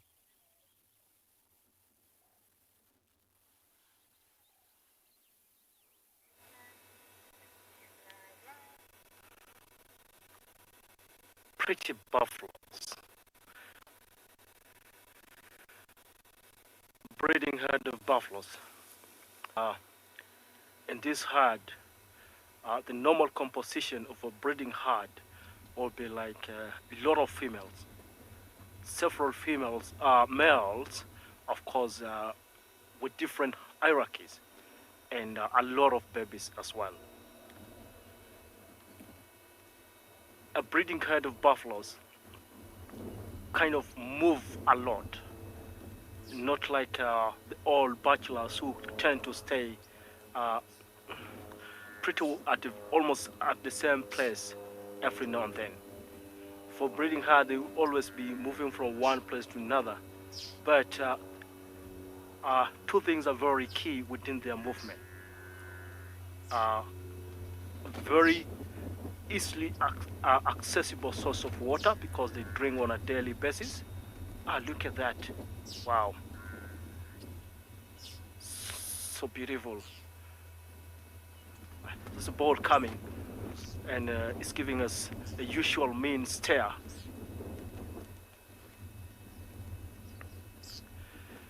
So two things are very key within their when they're moving around.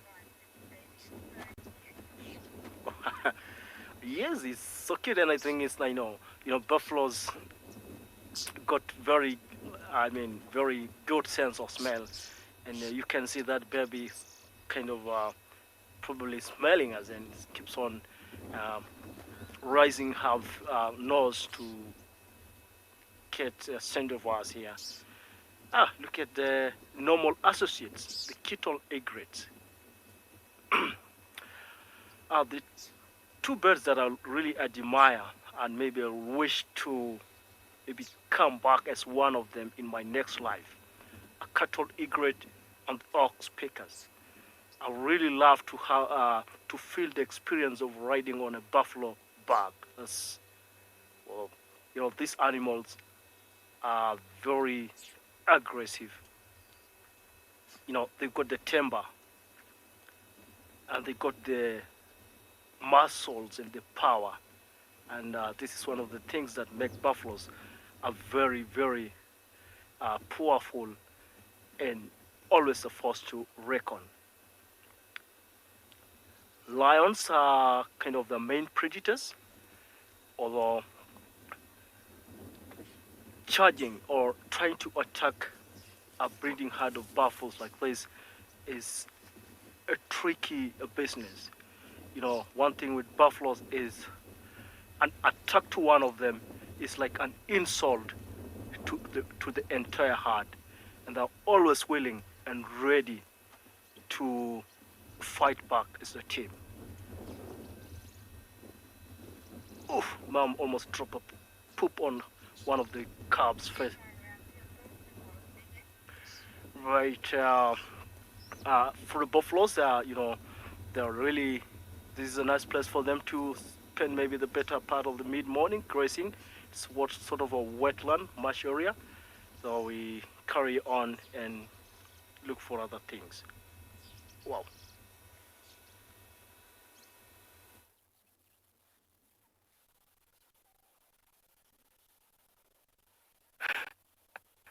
Very close call from the buffalo.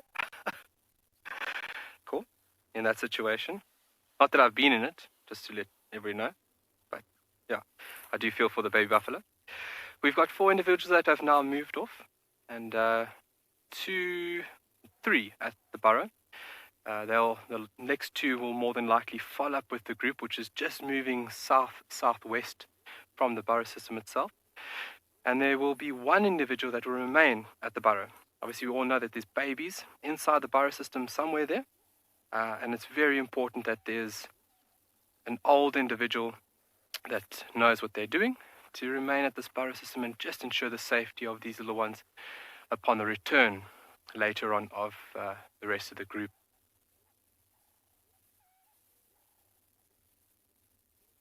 Still obviously being very vigilant.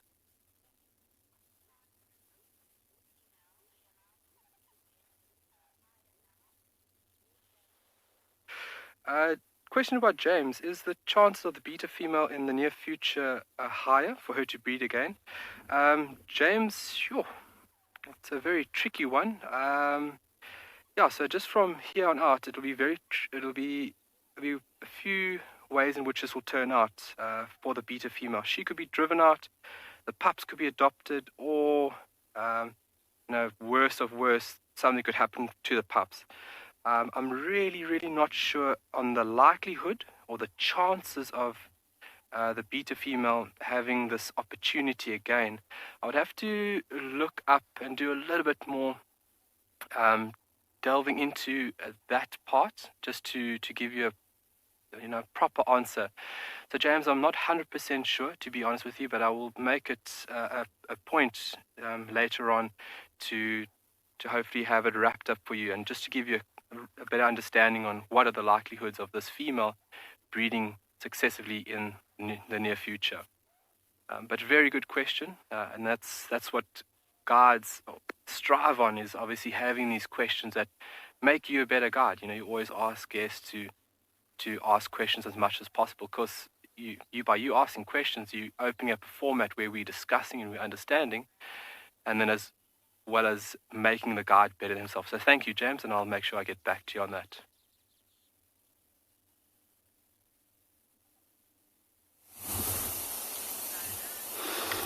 beautiful. So meerkats are beautiful animals, especially they unite. And back here in the bush walk, since they discovered this, looks like a wildebeest skull over here. All you see, it's just a old bone left overhead. And what also you can see, it's probably not fresh. It's probably maybe a couple of years. It's still lying here. But interesting things about what you see, little knobs, sticking out. This is what got into this, horn. It's probably, it consumed on a horn itself, but not a solder bone, but only the coverage of the horn, which is just a normal horn. But it's called a horn mouth. So it's a specific mouth that consume wherever it's a, skull lying. Could be a cow's skull, home, wherever in the world. You do have such a creature. And there's so tiny things which then they're able to do that. And of course, it looks like there's a male wildebeest that died here. And then the horn is going to remain like this for many of years, and nothing can move it around except for the hyenas.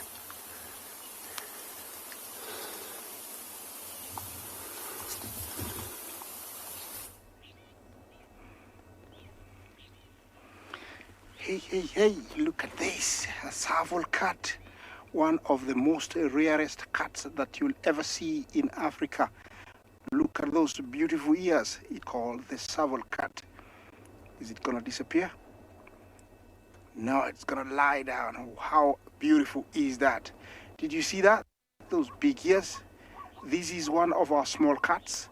Very rarely seen and very, very secretive. I think there's more than one. I don't know if they are cubs or not, but I wait to see. Yeah, there comes one.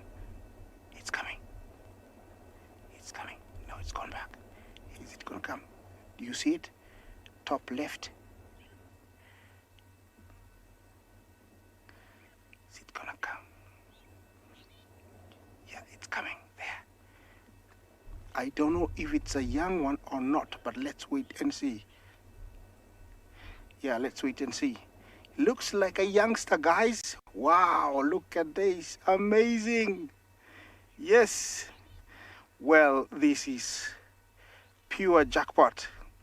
Yeah, this is pure jackpot. In my years of guiding, I think this is the 4th time I've seen young one.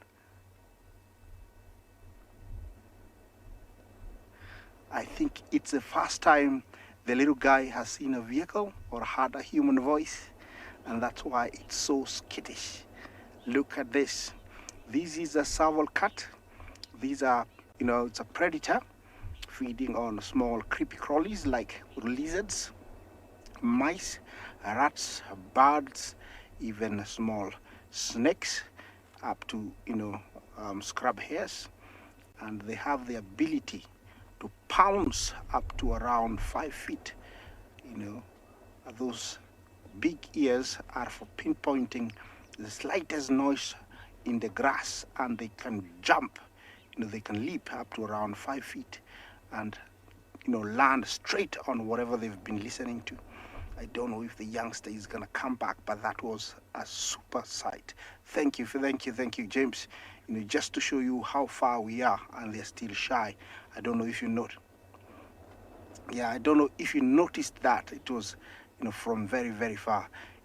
I cannot believe that, I've been talking about these guys. I have seen quite a good number, but they've always been eluding me before, the show, or disappearing. But this is pure jackpot. Look at those eyes, those big ears. I'm sure they can hear me. They cannot understand what I'm saying. Yeah, there comes the youngster. I'm gonna go quiet.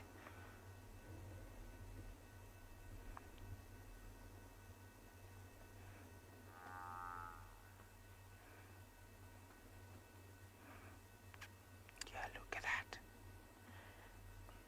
So beautiful.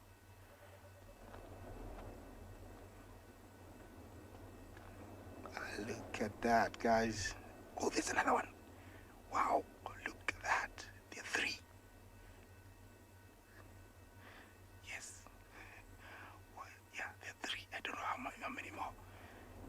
Oh, what a surprise. What a surprise. Wow.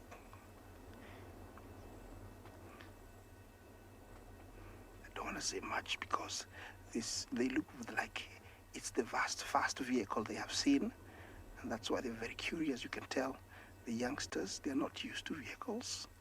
They're staring at the vehicle. They want to hide again because I'm talking. So I'm gonna go quiet again, maybe for a few seconds so that you can enjoy this. It's so beautiful. Wow. That's a jackpot for me. I hope you're enjoying this. How wonderful. Yes. Yeah, they're using that little bush in there. It's like a jungle gym. Yeah, this is a very nice spot that the mother has hidden them. Yeah, it's a Mairua cordata bush. And inside it's so prickly. Very few predators would dare go in there. So I'm sure they have, very safe place there. Yes, it's wow indeed. This is amazing. I'm sure, they have a very safe place in there. Yeah, it's very, very, it's a very good find for me. I cannot believe this. I was feeling like I want to see a sable cat, and here it is. Yeah, you see, if you didn't know what you're looking for, if James zooms out, you just drive past here without knowing what to look for. Look at that. That's how far we are. But with our amazing lens, we are able to zoom in without disturbing them. Look at that bush. Looks like a nice big bungalow where they can play in without any danger. The youngsters, when the mother goes to look for food, they are vulnerable to pythons. Other predators will actually kill them, to reduce competition. So it's a nice place that they can hide, and also if there's something they can, try and hide even deeper. Is the mother going in? Yes, she is. Wow, look at that. So, to confirm, it's just two very small cubs. Yes, I can say, they're about maybe 2 months. Yeah, I'm staying here for a little bit longer. Hopefully they'll come out once more.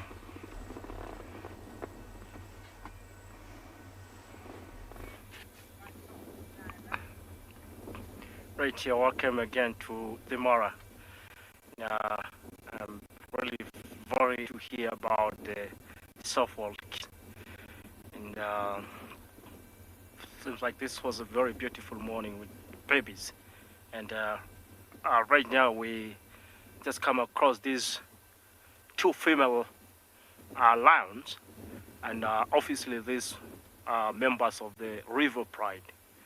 And they are seated on a mound, a very nice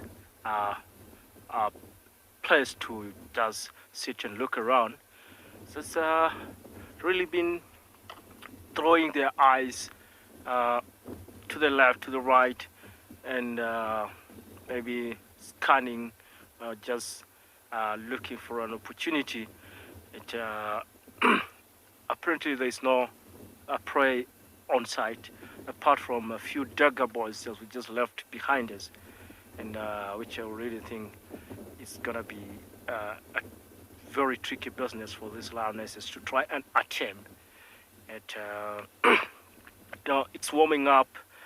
It's the sun is becoming slightly intense, and lions tend to spend the better part of the day just sleeping. I think they still have a few 2-3 hours before it's too hot for them. All right, a few more minutes and we'll be staying here for a while just to see how these lionesses, or what they would decide to do.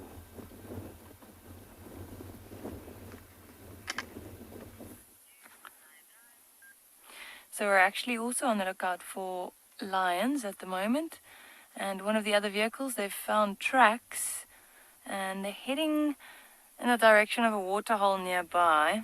On the way there, we found a nice journey of giraffes, and we decided to just sit here and see what they were up to.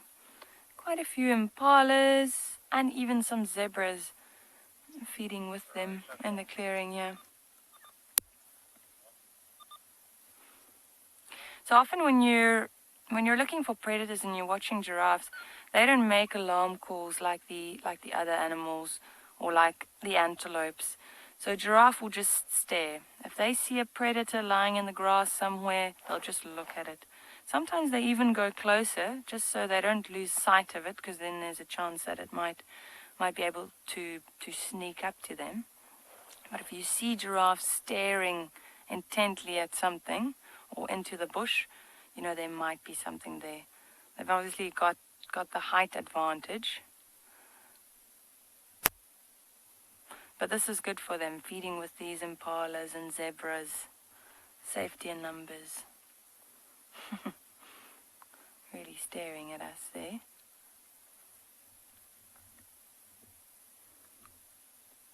Ears are out.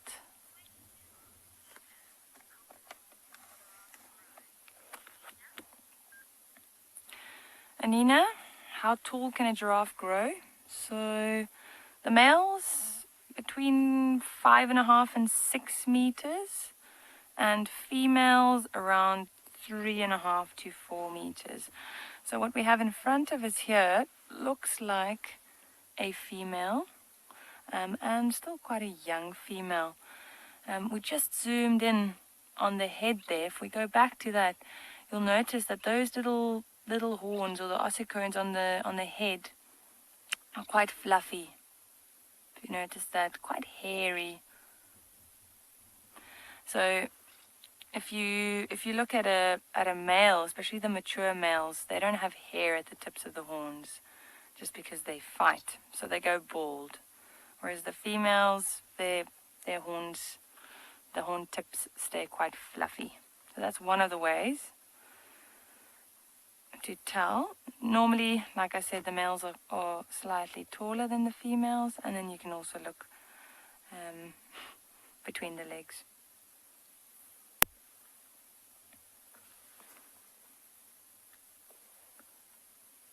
None of them are feeding, they're all just listening out and staring into the distance. But there is a bit of a breeze going as well, so a lot of these branches and the leaves and the trees are moving. So the predators will actually use that to their advantage, so the herbivores must be more aware.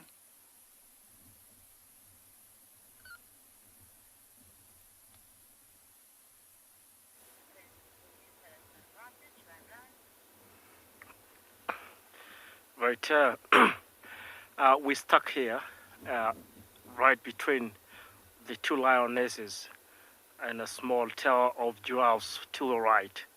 And the giraffes are pretty peaceful and calmly browsing. And the lions, on the other hand, on the right, are still relaxing and seated on the same spot. And, I mean, once in a while, they're looking at the giraffes. And, you know, lions are the strongest predators we have around here. And though they tend to prefer eating some of the medium-sized prey that will probably not demand a lot of energy, at times they will attempt to catch some of these large herbivores, giraffes, buffaloes. In a situation like this, where we got two lionesses, it's quite not easy for them to go after the giraffes or the buffaloes. The numbers are very important when dealing with bigger prey, especially a prey that is likely to fight back. Oh, look at that. Good-looking lionesses.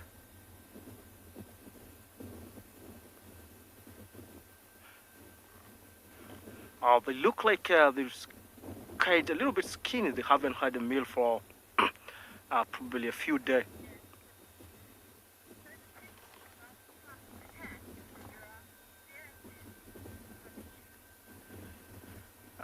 Cassie, I beg that you come back with your question again.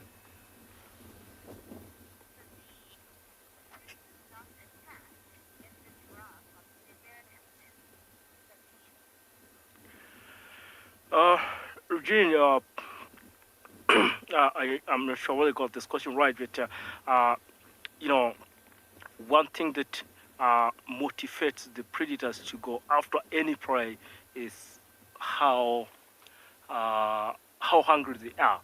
When they are really super hungry, then they become a little bit more daring, and they will try catch whatever that is within reach, like giraffes as well. But in this case, the easiest catch will be a giraffe baby. It's quite hard to try and bring down a full-grown giraffe. It's a powerful animals. They deliver kicks that can easily kill a bigger predator the size of a lion.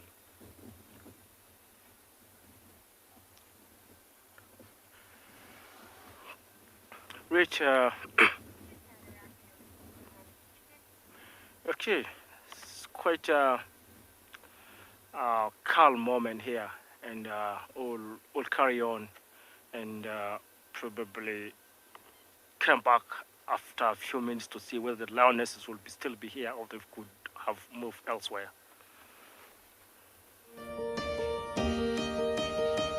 They live amidst the scattered trees and bushes in the savannas throughout Africa. Giraffes are the tallest mammals on Earth and weigh almost 2 tons when fully grown. The spot pattern on their coat is unique to each giraffe and is primarily used for camouflage. Their tall stature is helpful in keeping a lookout for predators on the hunt. Giraffes are preyed upon by lions, leopards, and hyenas. But they are not easy to hunt. Their most powerful weapon is their long legs. Giraffe calves are vulnerable to being killed by lions and other hunting carnivores. Their necks are too short to reach the ground, which makes it tricky for them to drink water. This is the ideal opportunity for predators to strike. These gentle giants certainly are a force to be reckoned with.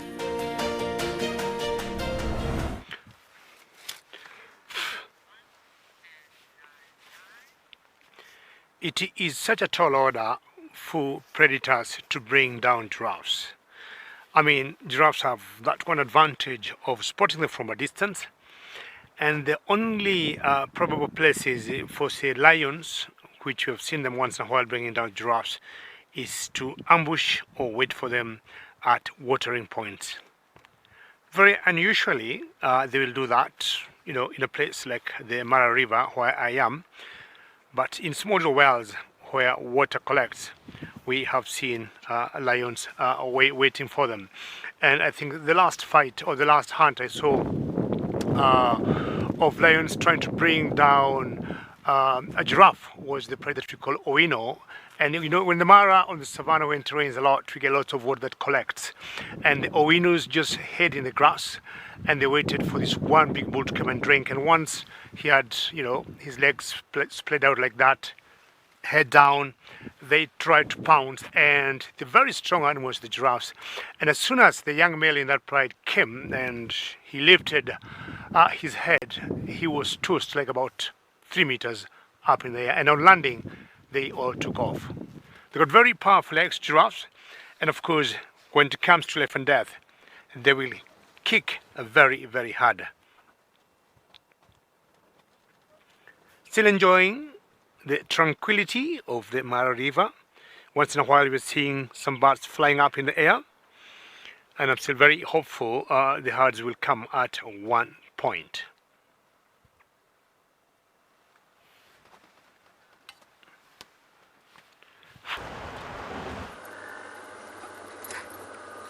I haven't found the predators, but I've definitely found the prey. Now I just want to navigate carefully here. Hello everybody. Good morning. There we beautiful. Lots and lots of buffalo streaming into Bufusuk Dam. Buffalo Dam. The facial expressions of and the sounds of buffalo are rather entertaining at times. This is a large breeding herd. It's almost Masai Mara size.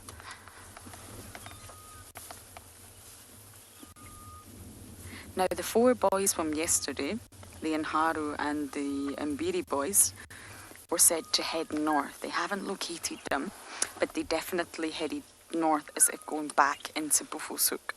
I wasn't sure which direction they were going to travel yesterday, and it seems they've gone back up north.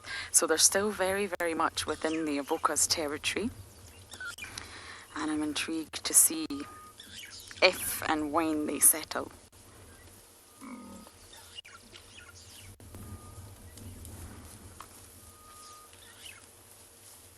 Buffalo are not territorial at all. Highly gregarious. It's far safer to be surrounded by your own kind. Apparently you can hear them walking in the grass, so I'm going to let you listen.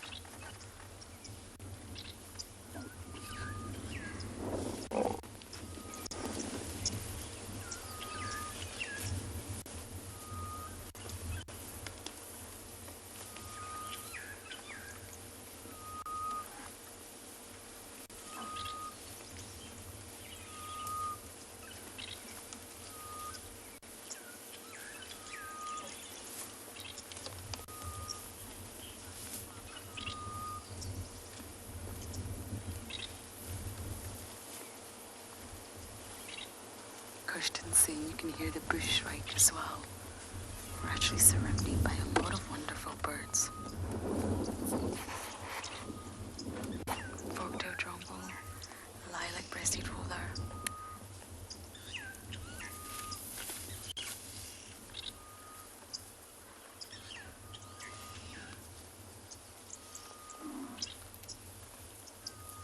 I can't see the bush shrike though. I can only hear it.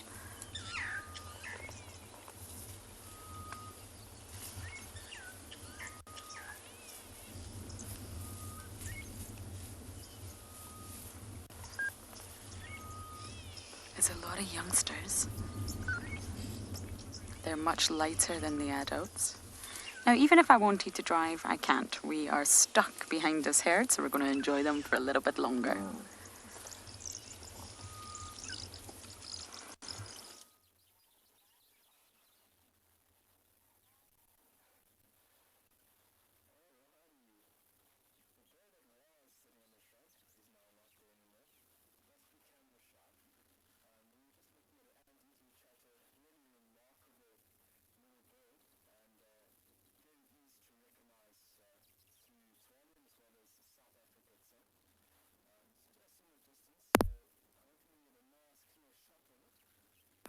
But if we don't now, we'll definitely... There we go. The Master Dave. All right, look at that. All right, so the bird in the front of the picture, moving towards us, the uniform brown, almost black bird that's just flown off into the tree. Oh, there's another one. Let's go back quickly. There we go. That is an ant-eating chat. A really, really beautiful bird and a remarkable bird in the sense of where we are right now and the relationship they have with other organisms, especially aardvark and that of pangolin. Beautiful. See the beautiful white wing bars that were displayed there as the bird took off. They're feeding on the ground at the moment, and they're feeding on ants, termites, mainly ants and termites, but they will also take other insects if need be. Oh, he likes us. Hello. Come closer. Hello, little birdie. Beautiful. Very, very active. Really beautiful.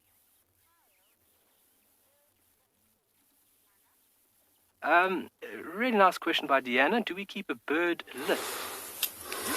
It's very important that we can understand the diversity of birds here on Tswali, and then as well as recognizing birds that are moving through and just stop over. So we have a a bird count of over 280 different bird species.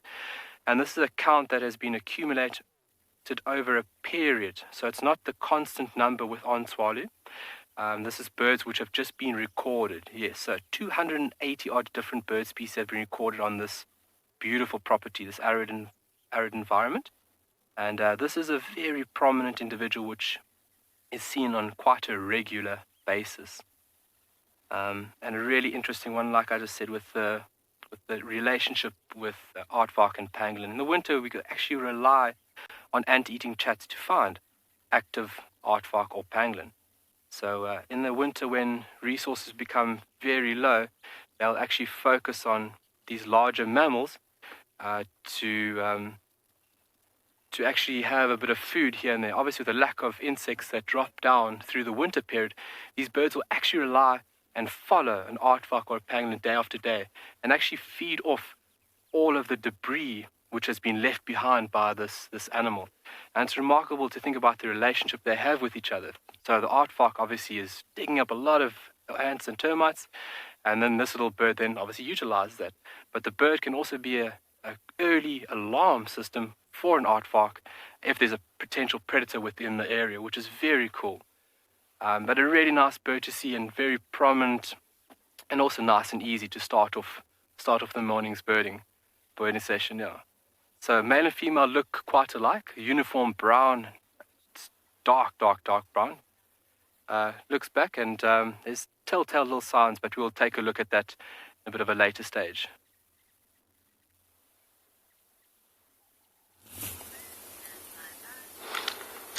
Beautiful. So what we discover here is this little hole that you see on the ground. You know, it was very difficult to spot this, you know, and then I almost walked past it. And the solar scout just pointed out that, there's a hole here, and it looks like a massive hole, and this belonged to a baboon spider. And while we were here, we saw it kind of like a little bit of a glimpse, you know, because it's probably heard or hear that there's something outside, which is us, we were talking. And again, you know, it went back in. A very shy spider, only nocturnal. They come out at night, hunt, and then always go back there just before the sunrise. And then, of course, baboon spiders, they're not really venomous spiders. They just look scary when you look at them because they're hairy and they're big. And then I don't think it will be any visual anymore because they only come once and look at us and they return back again. So in case if something fell in that hole, anything like grasshoppers will be eaten. But now it's not a time for this spider to hunt. It's a time to rest in that hole. The reason they call baboon spiders is because of the color of the spider. Kind of a hairy, but looks like pretty much the color of baboon. But of course, there will be also, you know, food for, you know, honey badgers, you know, for these banded mongoose as well, dwarf mongoose. They'll hunt, you know, dig around for these things and get them and eat them. So that's why they're going to be well hidden right now, where it's not possible for them to come out, and they will be exposed to a danger. And so yeah, they're so cool things to see. Wish it would come out for us, but then it won't come out just because of daylight that we're at right now. But if it's a chance that you're able to see one, of course, it's a massive spider, you know. It looks scary a little bit. If you ever scared of a spider, I don't think there's a chance you can have it look close to it. You know, we'll move on.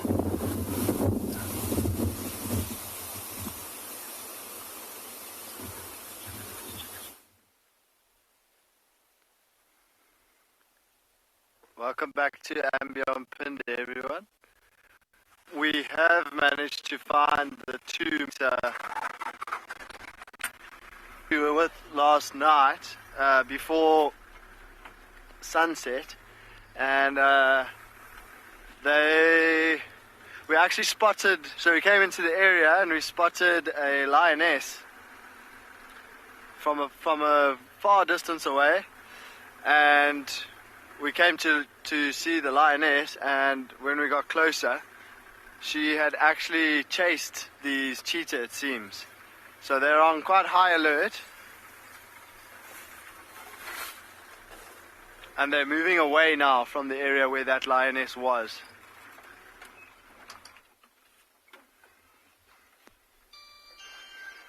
Ow. Sorry guys, our signal keeps dropping this morning. So they're just trying to move away from the area where that lioness was. And as they move, they're stopping and just checking. See, they've still got very full bellies. These are the ones that yesterday afternoon finished off that Inyala and were looking like they had beach balls in their tummies. They seem to be settling down here for now. So I'm just going to go around to that side, and we'll have a look if we can get a view.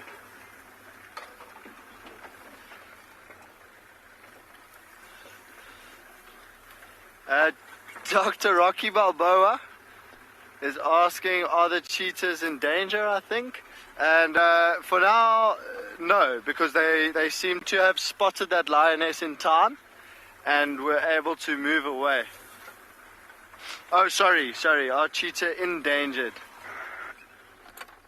That is a definite yes. Cheetah are endangered. Their habitats and areas where they can live are threatened by people, of course, and they, as a species, have a very small gene pool, and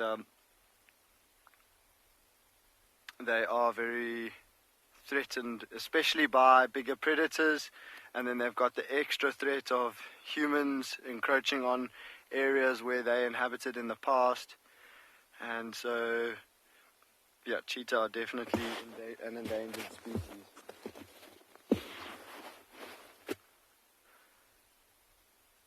So we're very glad that they've managed to spot that lioness and move away in time.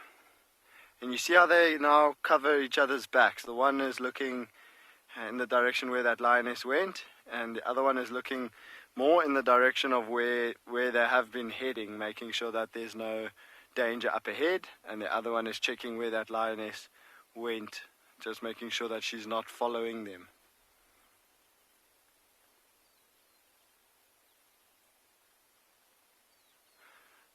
So for now, we're just going to sit here with these cheetah, see if they settle down here or if they maybe keep moving.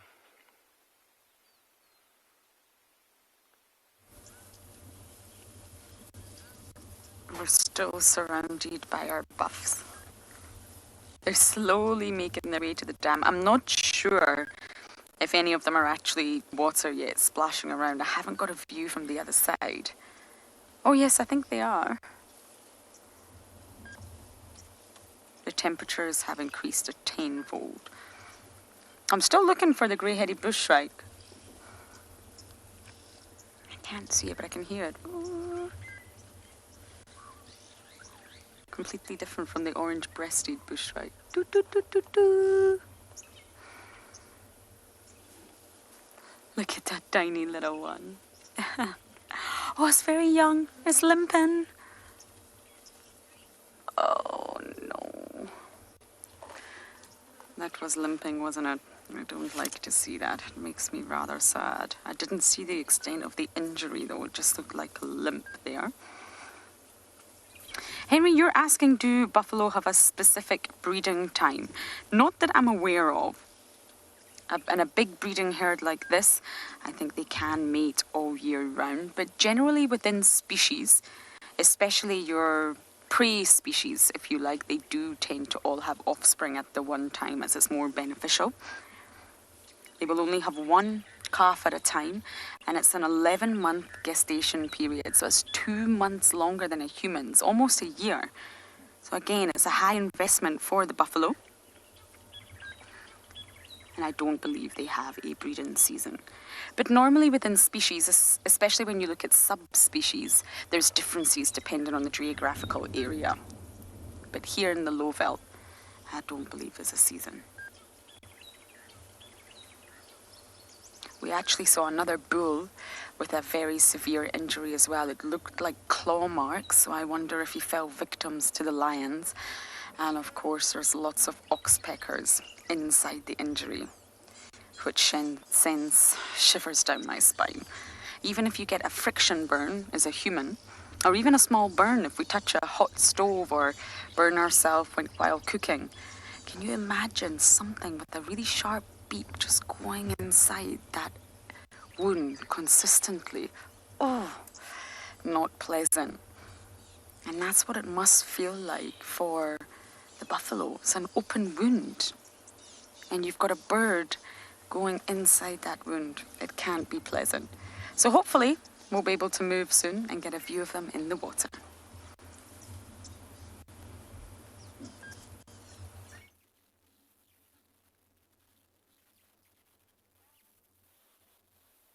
Having oxpeckers on wounds can and must be really uncomfortable at times.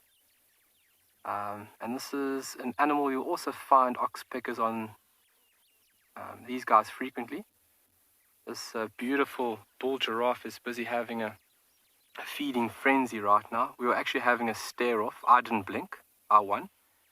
And then he decided it's time to have a little nibble. But just looking at the technique by which this animal is feeding on this camel thorn is remarkable. In amongst those thorns, I mean, doing it with precision, just using those very mobile, rough, rubbery lips to strip the leaves away from the twigs. You bring your attention up to the back of the giraffe's head, just very quickly, behind his ear that's in view right now. You're going to see this almost like massive bump. There's actually two knobs at the back of his head. It's quite remarkable to see through older bulls, when they reach maturity and they get a bit older, the calcium that they take in, they have quite a large deposit within the head, because the heads are weapons when it comes to fighting for the rights to take a lady out to dinner. And you can see on the forehead there's a massive bump being displayed in the picture right now. So the head, and along with those two horn-like projections, which are referred to as ossicones, are used to fight against other males. I mean, look at that.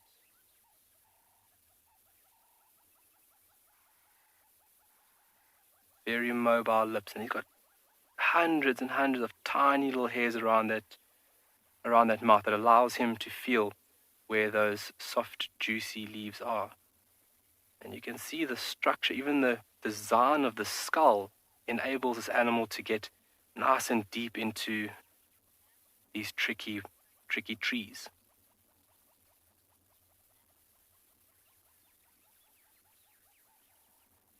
So a couple of minutes and he will move on. Quite remarkable. That'll be the tree's way to tell him it's time to move. So the tree's response now would be to start increasing the tannin levels as a deterrent. Obviously, the thorns or the spines are one way of in which a tree will defend itself or try and deter herbivores. But then another way is chemical, and that is in the very, very efficient means of tannins. And in the sense,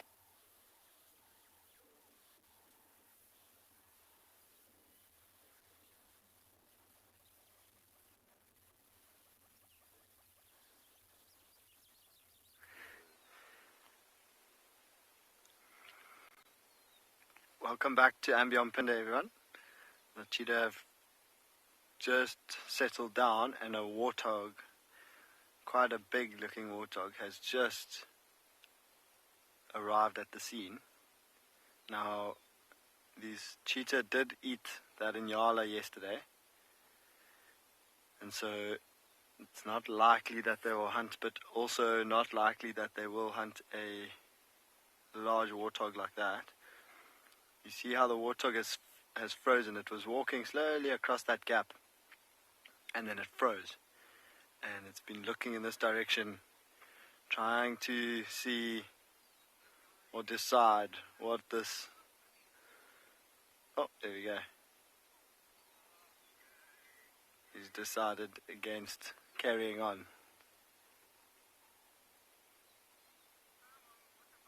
And just to quickly go back to Dr. Rocky Balboa, the cheetah's status on the IUCN Red List is actually vulnerable, so it's not endangered, but a lot of people are calling for it to be listed as endangered as opposed to vulnerable, just to clarify. But I've seen warthogs chase cheetah, more especially females. Big warthogs chasing a female cheetah and cubs. But these two males are quite big, and I think that's why that warthog decided to change direction, go the other way around.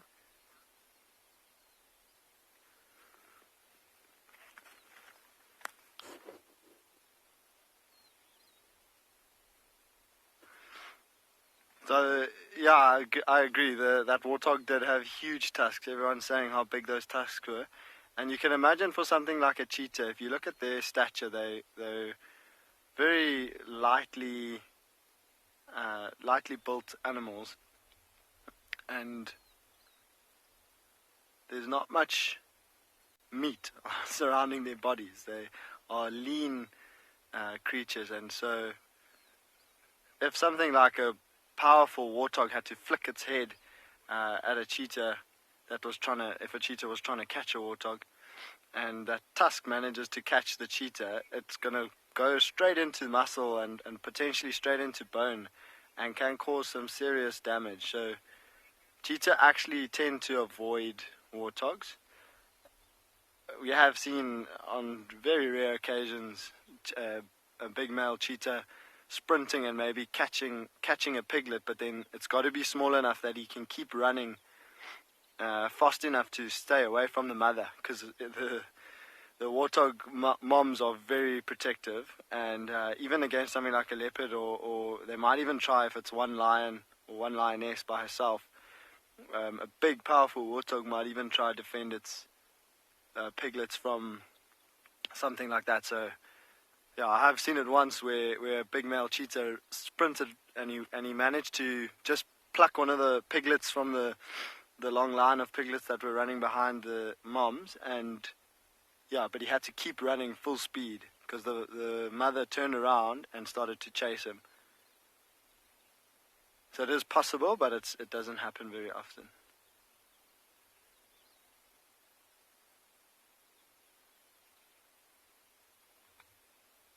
Seems like the cheetah have settled down. We'll maybe try and loop around and see if we can get a look at their faces, because they're now both facing in the direction where that lioness last was. So we're going to stick here for a little bit.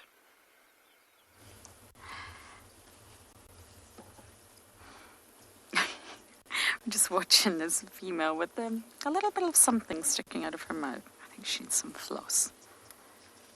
Now, buffalo, going back on what we were talking about earlier, buffalo are generally said to calf during the rainy season. But you can see here that that's not entirely the case. We've got a lot of calves, all different ages, all different sizes here, and the rainy season hasn't yet started. So they can breed all year round, but it's more advantageous for buffalo to breed at the same time and to coincide with the rainy season, because that means when the birthing of all the calves, there'll be lots of nutritious and delicious palatable grasses around. And when buffalo feeds, they are bulk grazers, which means it's quantity over quality. Keep eating and eating and eating.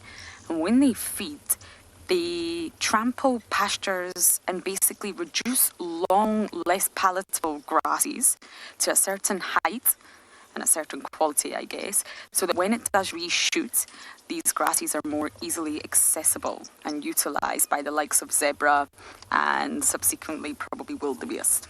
This is known as grazing succession. So buffalo play a key role out here with regards to grazing. Look at this little youngster, Theo.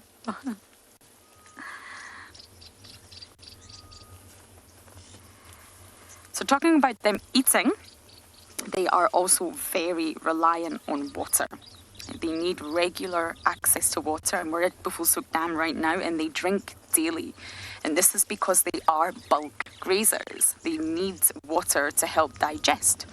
So I want to give you all a quiz. And in a mere minutes at a water hole, let's say 2 minutes, how much water can a buffalo drink at once? Is it A, 12 litres? Is it B, 35 litres? Or is it C, 50 litres? In one sitting, in a few minutes at a water hole, what is the volume of water that a buffalo can drink? A, 12, B, 35, or C, 50? Okay, I don't actually think many of them are going in the water for a swim, but hopefully we'll be able to get round and get a better view.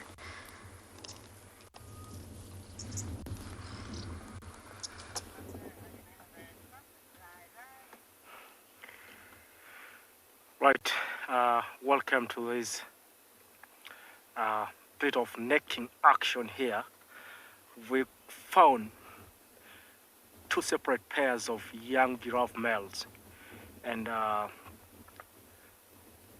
both of them seems to be engaging in a necking. Doesn't really look like a proper fight, but probably a friendly tease to try and establish who is powerful than the other.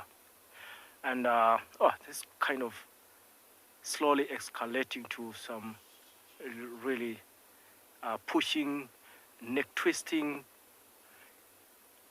Look at that. So giraffe males, especially those full grown, tends to engage in a necking fight just to try and establish dominance in a herd or in a tower where the females are, and if each one wants to claim the mating right more than the other. Actually, when they engage in a necking fight, it's a way in which they position themselves. If you look to the ones to the right, they are standing opposite to each other, whereas the ones to the left are kind of standing in a parallel position.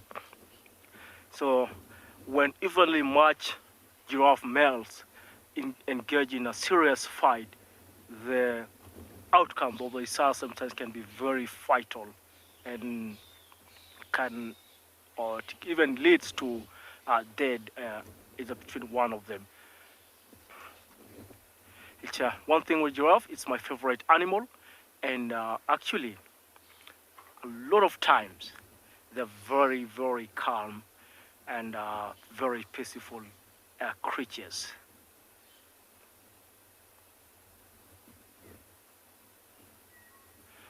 So when they do necking, they tend to deliver or aim their blows.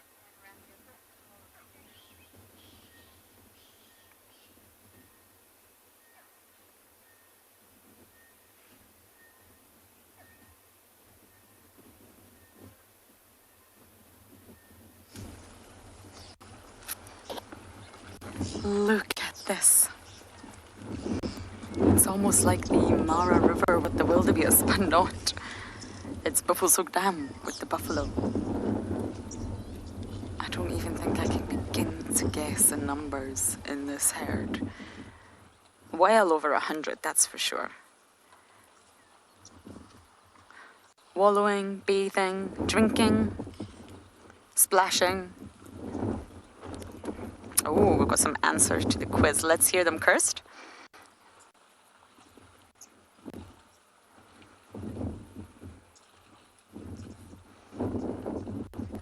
Catherine, you say B, 35 litres. Okay, let's hear some more.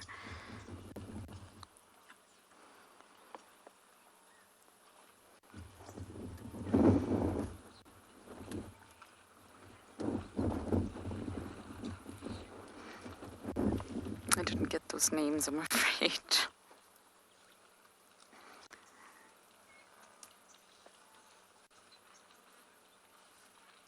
Bat, you say C, which would be 50 liters. Okay.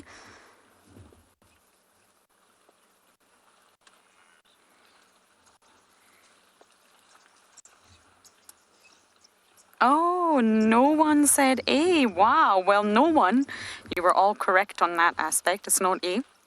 And Catherine, at 35 litres, you are correct. So we see this individual drinking right now. In a few minutes, if that, they can consume or swallow 35 litres of water, which is a huge volume. And it's directly related to the way that they feed in their digestive process.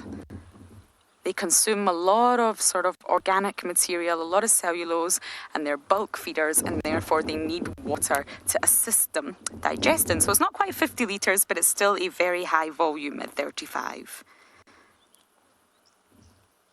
And in saying that, they're huge animals.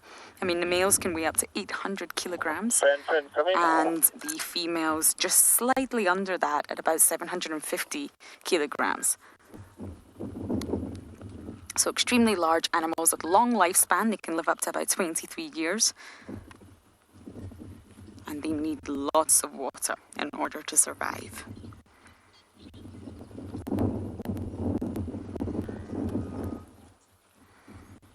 What a lovely unexpected sight down.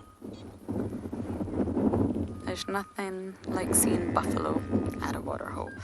But we will leave them now and see what else we can find on Juma.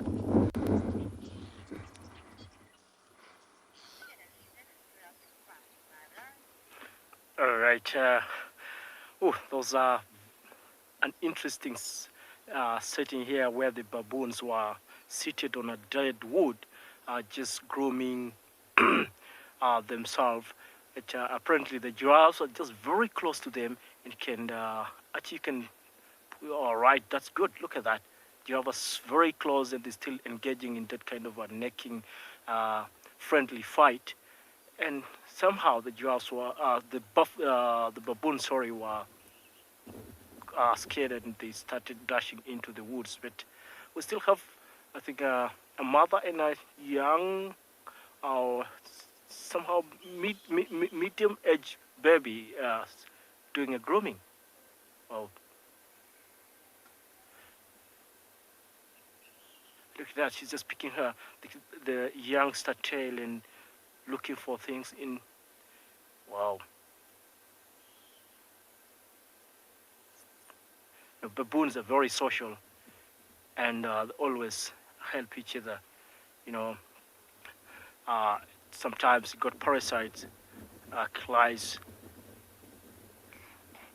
Oh, quite looks like a female on ostriches, and I think that's the male who is trying to kind of court with her. Wow. So adorable. And here we've got two animals with very, very powerful eyesight. You know, baboons and giraffes. All of them can be able to see in detail. So because, again, when it comes to enemy surveillance, it's quite very nice of them, and they'll be able to spot any danger. And you know, once the baboons make that sort of an alarm call, then the giraffes will immediately probably respond and also stretch their long necks to look around. You can hear some screams in the woods. It doesn't really sounds like it's serious friction, but probably just sort of a friendly. Or baboons slowly walking into the woods, very close to the giraffes. I really wish I would one time get an opportunity to get that close to a giraffe on foot as well.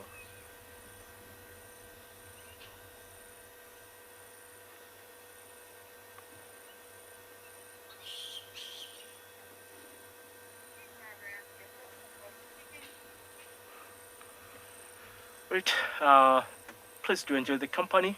together, giraffes and baboons.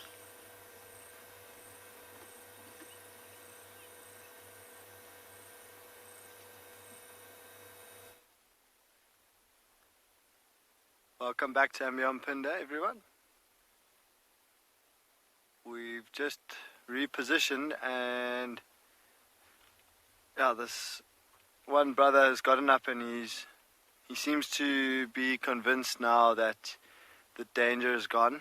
That lioness, there was another ranger that was following that lioness, and she has moved quite far away. And so these cheetah seem to have relaxed quite nicely. They feel quite confident that the danger is gone. And they've found a little bit of shade under that tree.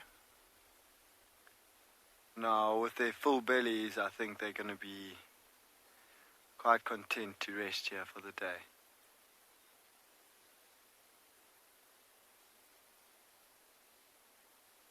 Starting to get a little bit more comfortable.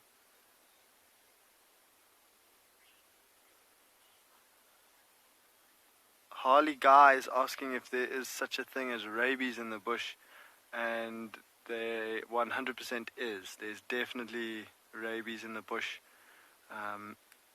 Things like vervet monkeys can carry it, bush babies, genets, they can all carry rabies, so you don't want to get bitten by any wild animal, because a little nip like that can definitely give you rabies. I haven't heard of it making its way to larger carnivores like cheetah and lions, but I think wild dogs can get it as well. But yeah, the smaller ones, that because it's usually transported from domestic animals to wild, through animals like rats and mice,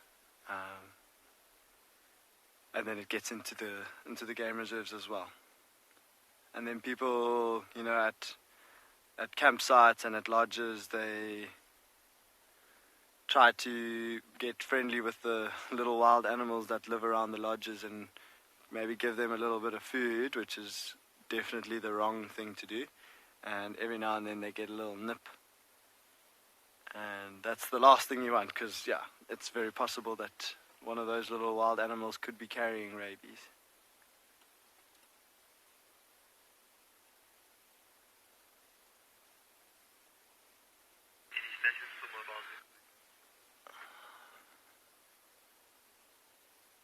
So, although it's quite cloudy today, there's no wind blowing, and it's actually really, really warm.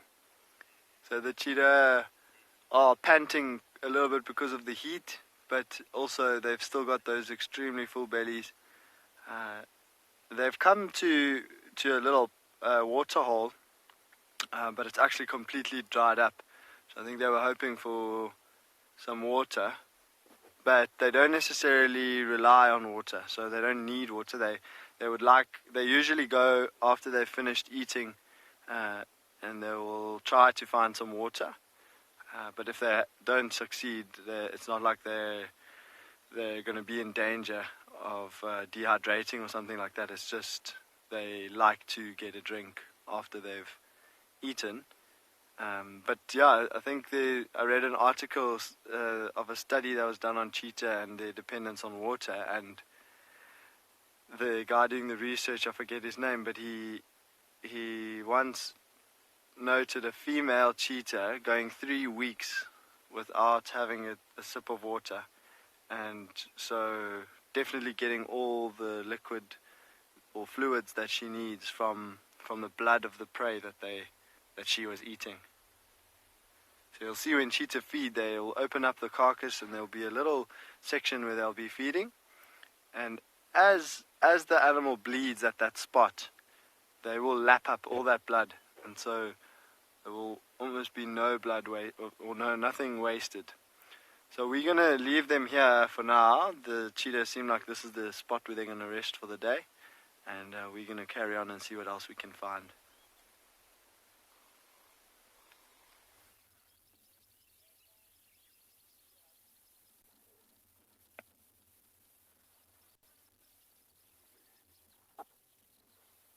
And look at this. The amount of flowers being produced on these beautiful bushes now is absolutely fascinating. Not only really good to look at right now, changes the total aspect of this bush. This is blackthorn, and they are in full flower at the moment. And this has been maybe about 2 weeks where we have had this dramatic emergence of these flowers, and the prolific state of them shows you how successful this tree is. I mean, the amount of flowers will obviously later would be a lot of seeds, and then from there seed dispersal. And they'll be using multiple vectors, from flies to ants, beetles, bees, you name it, will be in and around these bushes obtaining pollen, and from there spreading the pollen from bush to bush.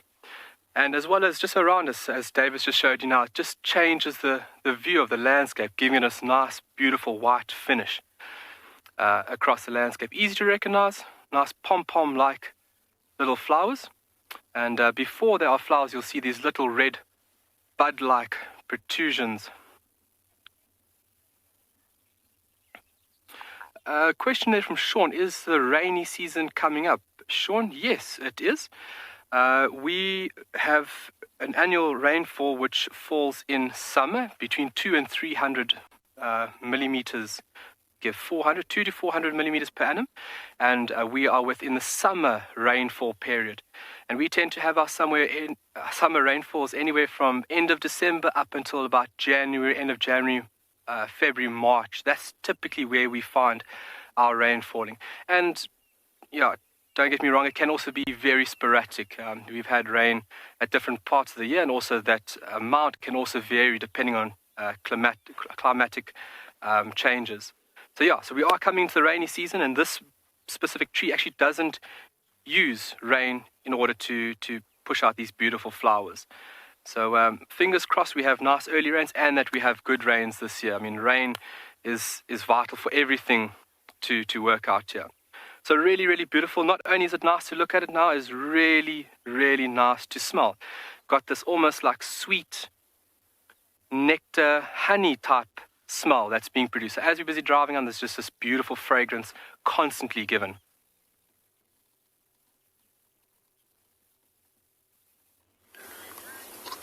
Indeed, beautiful flowers out there, and some flowers do definitely smell like honeys, especially in this spring.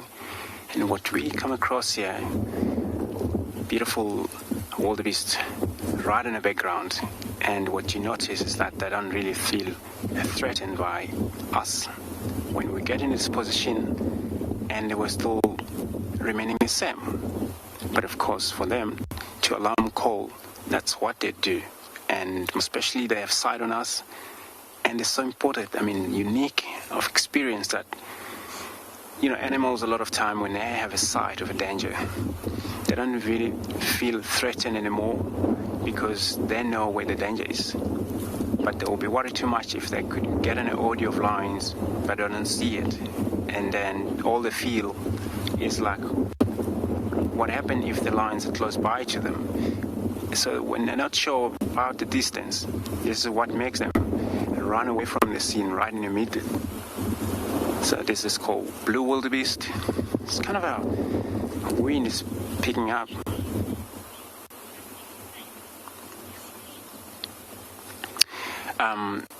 If you can repeat that question, I couldn't hear well.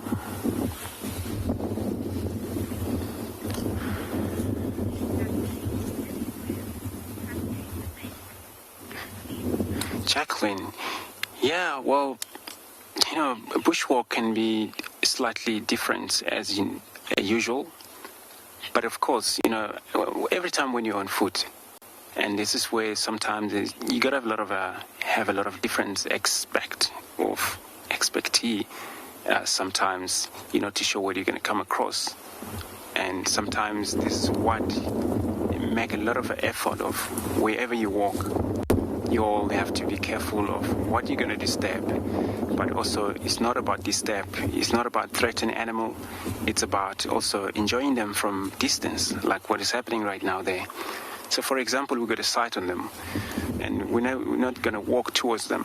So we'll leave them and be in peace as they were before. And this is how, well, sometimes when they see us again, they won't have any feel of a threat or trying to run away from us. So yeah, we'll leave them.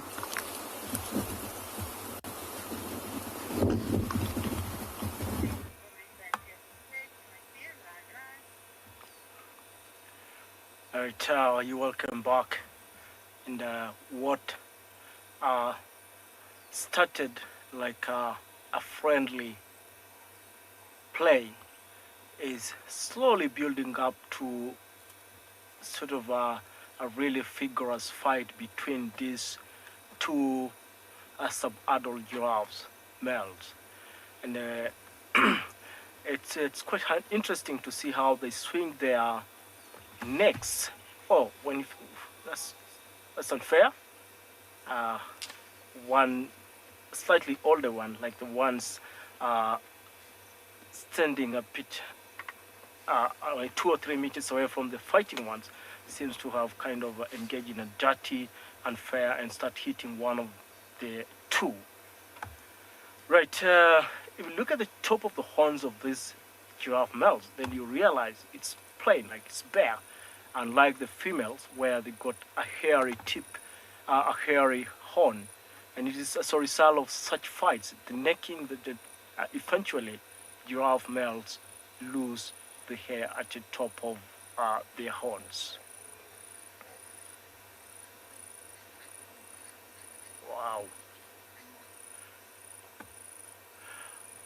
Wow. Some 2 years or 3 years ago, there was quite some news that were disclosed by the International Union for Conservation of Nature about giraffes specifically in Africa.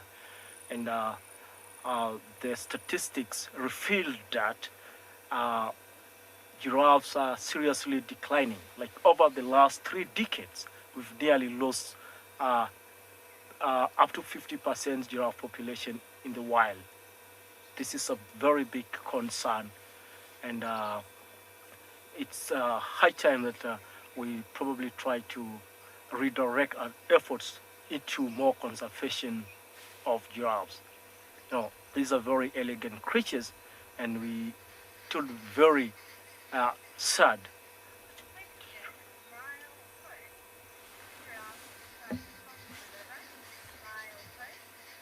All right, yeah, mild pause. You're right. These animals freely roam, and see where we are at the moment. Just behind into the woods is the Mara River, and we've seen giraffe cross the Mara River back and forth.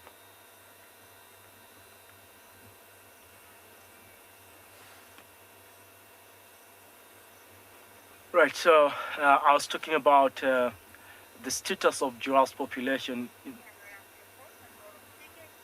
Right, this is gonna take a while.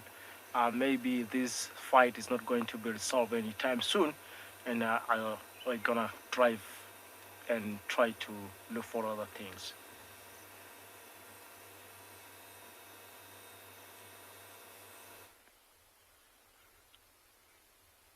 Welcome back to And Beyond Pinned, everyone. And we found a Warburg's eagle.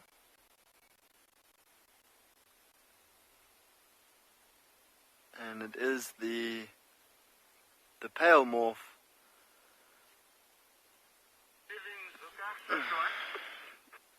plumage of the Warburg's eagle.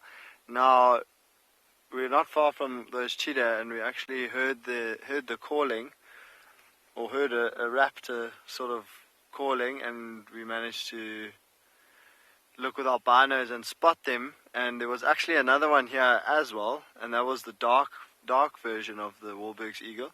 And it seems like we have a pair here, and they have got a nest. And yeah, it was this lighter one on the nest, and the darker one came flying in, and yeah, they fed on something, whatever that darker one was able to find this morning. they fed on something for a little bit, and then the darker one flew off. So I'm curious to know whether there's an egg in there. I don't think there's a chick yet because we didn't see any little head pop up, and we didn't see the adults feeding anything or look like they were feeding anything. They just fed a little bit themselves.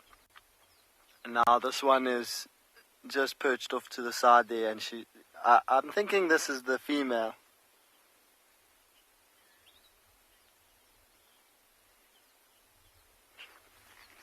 I think it sounded like Sir Christie or Thir Christie. So the Warburg's eagle is not a very...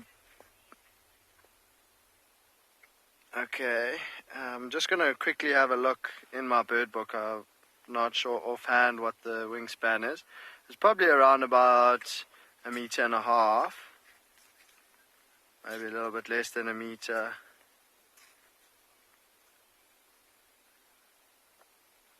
Okay, so in my book it says that the Warburg eagle's height is 58 centimeters, but it doesn't give us a wingspan here.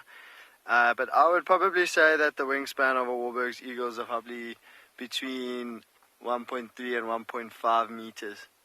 They have got quite broad, short wings, and they've got a very thin, long tail.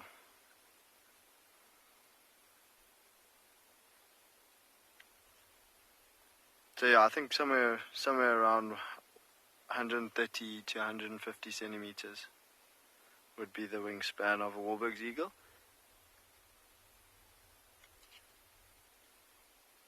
So we are going to move on. I think she's just going to preen her feathers a little bit longer, and she might also set off and see if she can find anything for the day today.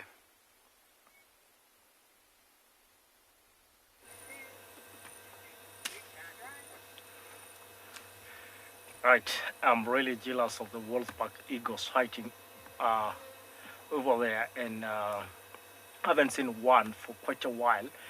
And back to our giraffe. We started with 4.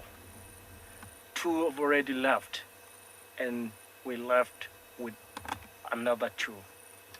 They're still engaging in the necking sort of business, and the one to the right seems to be the oldest of the 4 young giraffe males that we had here, and apparently the other one to the left was actually the one fighting with another one with the left, and now it's come back to start a new fight with the oldest male.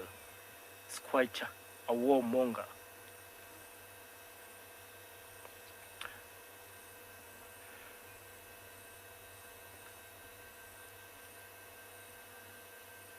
Oh, it's almost gone into the eyes, you know. Such a fight is quite draining in terms of energy, and we've seen them engaging in sort of a vigorous neck swinging action and going on a pause for a while. They probably want to take a rest, and then they start it again, once again. I don't really know what the dispute here is. You know, a lot of times such fights occur in a situation where there's a journey or a towel with females, and these males will be engaging in such a fight just to establish dominance and claim the mating right. But here, there are only 2 of them now, and obviously there's no there are no females around to try and claim the right to mate.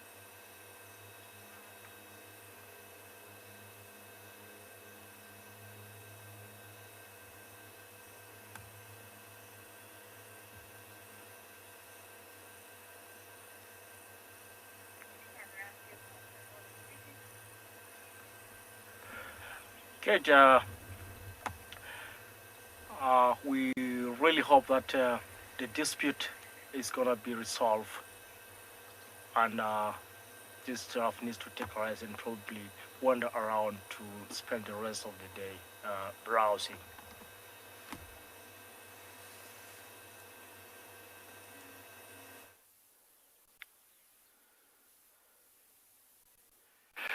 Wow, so looking at flowers and talking about different vectors, take a look what we have just found on the blackthorn flowers here. Get ready to be mind blown. All right, David's going to get us nice and close.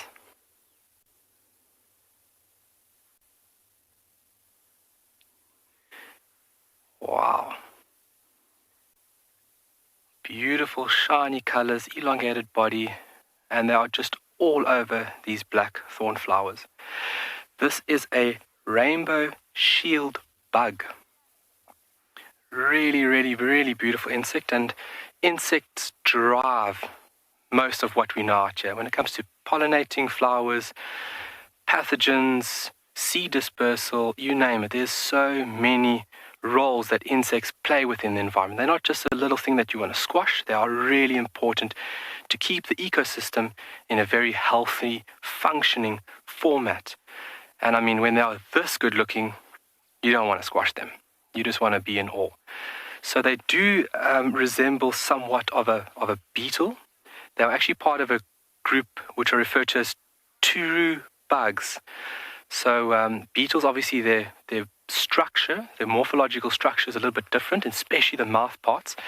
Whereas in beetles have chewing mouth parts, these beautiful insects have piercing mouth parts. Elongated tube, referred to as a proboscis, which are used to pierce either seeds or trees, which they would then use as a feeding tool for the required nutrients. Really, really amazing. I want to do like a backflip, but I don't want to injure myself, so I'm not. Mentally, I am. Really, really, really, really beautiful insect. And some of them really important to control other organisms within the environment as well. But how stunning are those colors? And what an amazing close-up David is giving us. I mean, that is as close as you can get. See the two little antennae, obviously very important for the animal to pick up chemical clues around it. So obviously sensing its environment using those two little projections from the head. And if you can see very clearly, if you can just see the proboscis.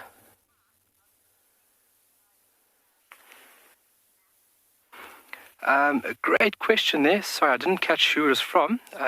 Spas, great question. Is it part of the stink bug family? Yes.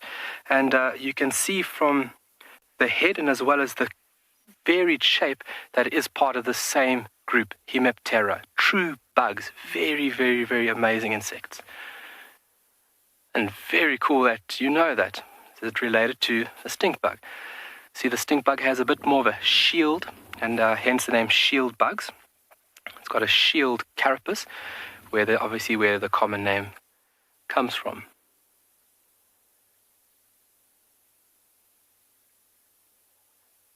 Absolutely marvelous. All these small things really get me ticking.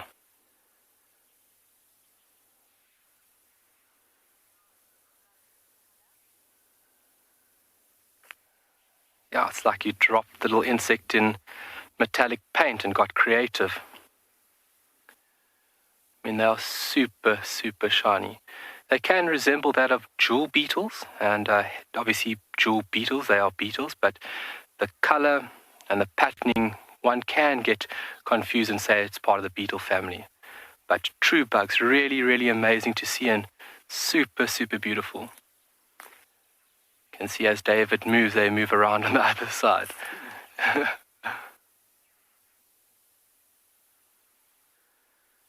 Really incredible.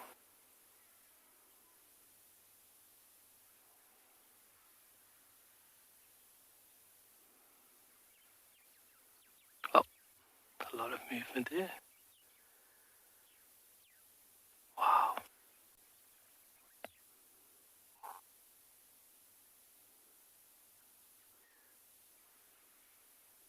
Three pairs of legs, or 6 in total. Descendant, nice question, are they poisonous to birds? If you look at coloration, when it comes to insects especially, and other animals, coloration is a very, very important tool on how an animal will deter or evade from being predated on. So colors like this, nice prominent green, you can see a nice distinctive red stripe running down the side of the animal's body. This is what we refer to as aposematic coloration. So yes, this animal would or could potentially hold a toxin that could deter or be distasteful once eaten, but the visual aspect, that is what this insect is relying on to evade predation. Some insects have the coloration because they are poisonous or distasteful, and some insects have it as a, let's say, a fooling trick. They don't hold a toxin or poison, but just their coloration is a scheme or format that allows them to evade a hungry tummy. And obviously in the next few days, we'll look at aposematic coloration as well as some other colorations that are found prominently through the African bush.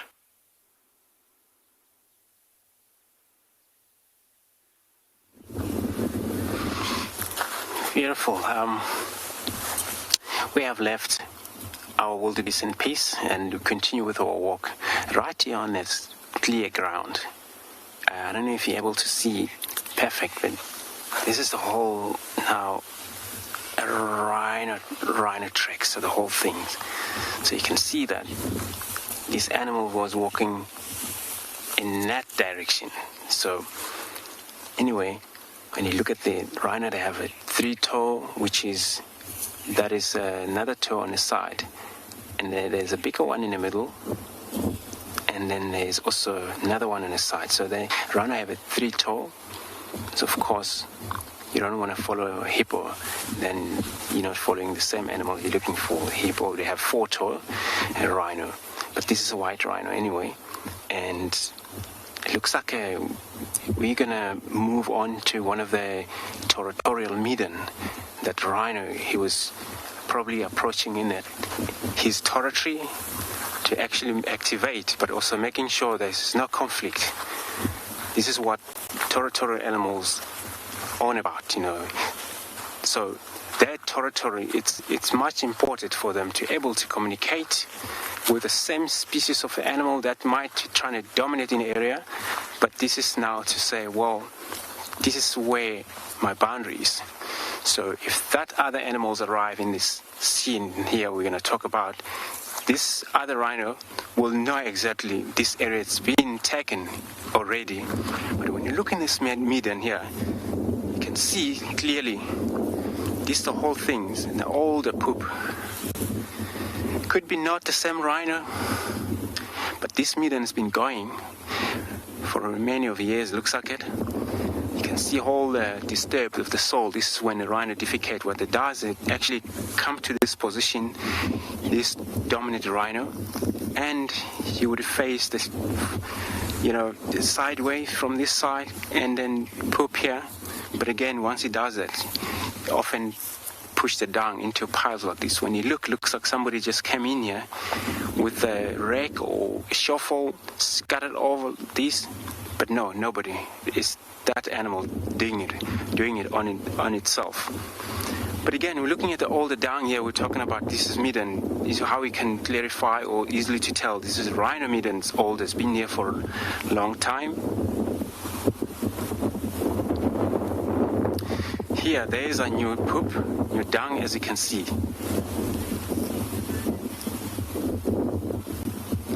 So, other animals that, no other animal we use this specific midden here, and except for dung beetle coming and consuming the dung. But of course, other different species, it doesn't work. It doesn't matter. Well, it wouldn't matter if lion will come and send over here, and the rhino wouldn't mind about it. But you only mind about the same species that might come in the same area here, due to defecation as he is. And then, of course, that you will be worried too much. But the other animals like leopard, of course, they'll be pretty much occupy the same spot in the same time, but the different chemical communications. And then, of course, this bull rhino wouldn't mind about that. But of course, other bull rhino will come in this area and then claim this area that, he wouldn't mind about that. You But of course, female also might come to the same area, defecate, but they mainly defecate on a side, not right in here, or do the same as a kicking and stuff. We'll leave this area. Move on.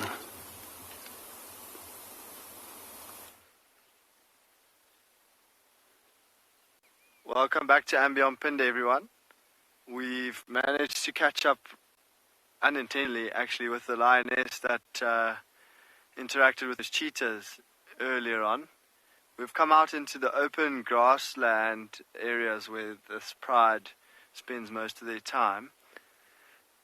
And she has moved quite a considerable distance from where we first saw her earlier, where she sort of interacted with those cheetah. And it's quite amazing that she's actually still moving. So what we're going to do is we're going to stick with her because perhaps she's looking for the rest of the pride, but she might also still be hunting. She knows that now, this time of the day, the warthogs are starting to come out and feed a lot more. And so her tummy looks quite empty. So she could very well be looking for a hunting opportunity. See some wildebeest off in the distance as well, which she might be starting to move towards.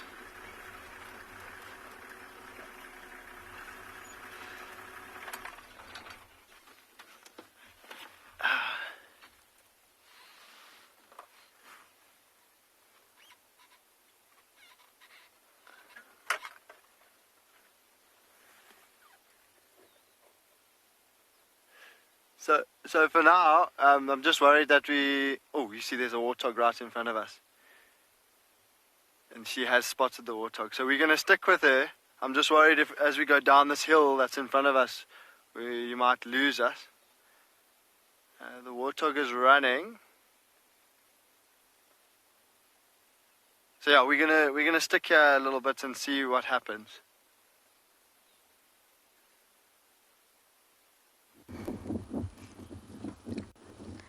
Theo and I have been wondering where on earth are all the animals. We've not seen any impala. And when you don't see impala, it's slightly worrying. We have got a beautiful male who's posing for us.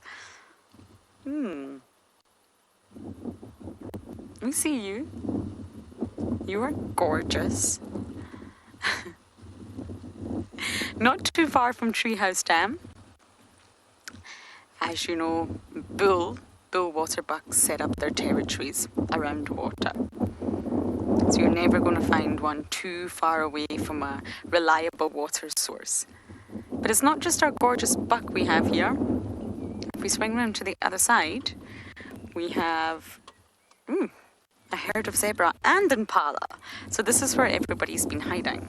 We might not have the best views here, but you can say, oh, hello. Look at that gorgeous shadow stripe. The mountain zebra don't have this shadow stripe. You can see it's got a thin brown stripe in between the black ones. A key feature of the plains zebra.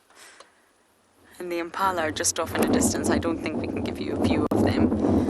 But it appears that everybody's here. The wind's starting to pick up, as I'm sure you can hear, which is really delightful as the temperatures are soaring today and it is far too hot.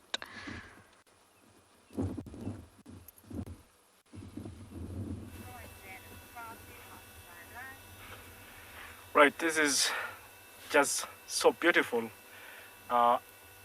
Even for the giraffe way back over there, is keeping a stare. It's probably enjoying the elephants walking as well.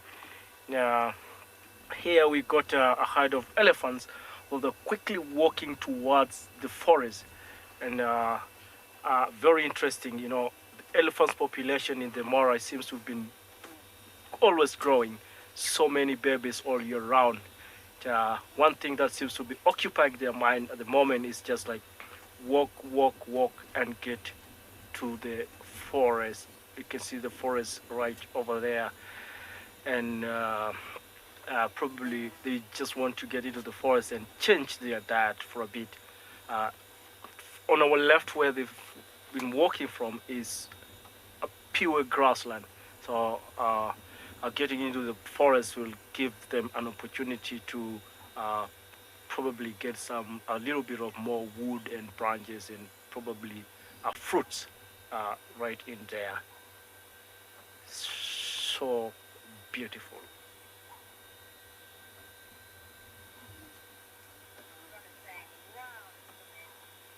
Yeah, I agree. It is such an amazing sighting here. You know, watching these majestic giants is always adorable. And we are almost losing them. You know, yeah, just like almost getting into the forest. They're really close. And I think they also, the Mara River is just right in deep into the woods, and they're gonna get there, probably have a drink.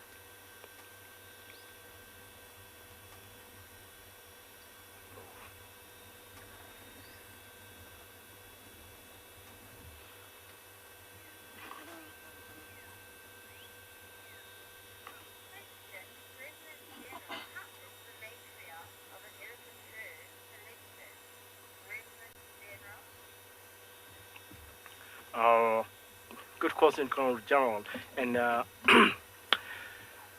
quite, to get the matriarch in the herd of elephants, one thing that is very important, this matriarch must be one of the oldest female. So they do not really have like a sort of a politicking way of selecting or electing the matriarch. It's all about the experience and the know-how in that particular individual. And like I said, many times it's one of the oldest females in that particular herd. Oh, there they go.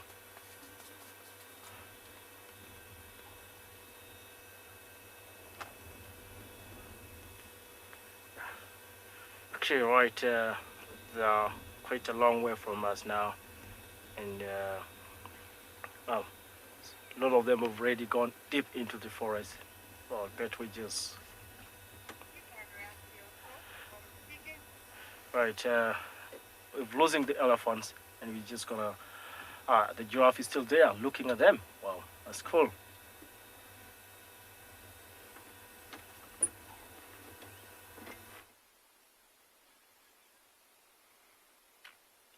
Welcome back to Ambion Pinda, and we've managed to descend our hill and loop around to the front of this lioness, and yeah, we've got quite a nice view of her up on the hill there. She has stopped to lie down, and I think what she's doing now, she's just assessing her options. So that warthog that we spotted earlier was at the bottom of the hill, so where we are now, looking up at her, and I think she was just trying to determine whether that warthog had in fact seen her or become aware of her, and the warthog just carried on running away. So I think she decided that the warthog knew she was around, so it wasn't worth pursuing that. But look at her body language now. She looks really determined. Go ahead, Emma.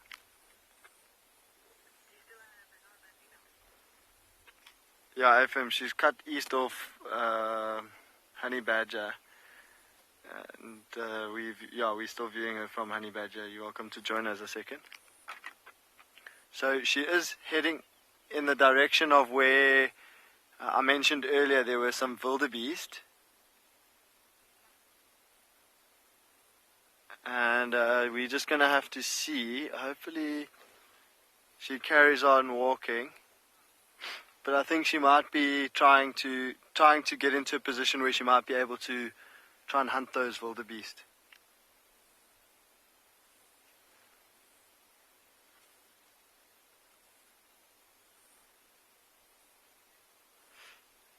Yeah, for now we can't. Okay, yeah, it's okay. It's just got a little bit in the screen there. We're not going to go anywhere for now because she is showing interest in those wildebeest, but she's got quite a bit of ground to cover. So we're just going to see what happens.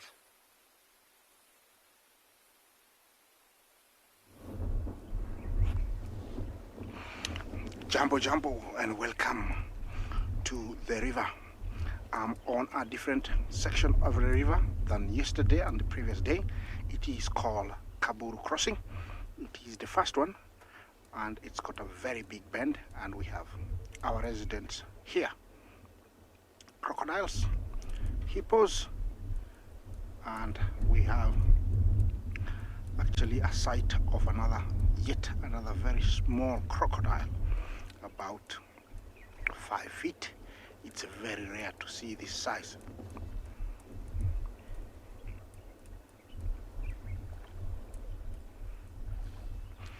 Jambo Alexander, thank you for your question. You want to know if a crocodile can bring down a buffalo. It has never been recorded, but according to my experience in deep water, the crocodile, a fully grown crocodile, not that size, but we'll be sharing with you a good size crocodile. This is big, but not as big as the first one we'll be showing you shortly. In deep water, the crocodile will have an upper hand. Just look at that size. James is gonna show you a very good size crocodile. This is a monster. This is a good 16 feet, and this guy could weigh over 600 kilos. This one can bring down a buffalo that weighs around 700 kilos in deep water. That is my answer.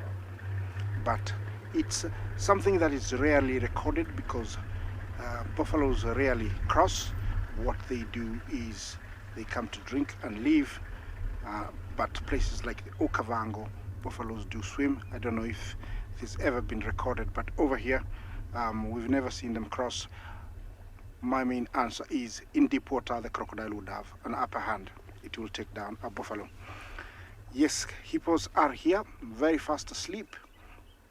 Today everybody has got his own style. Normally they have an angle parking.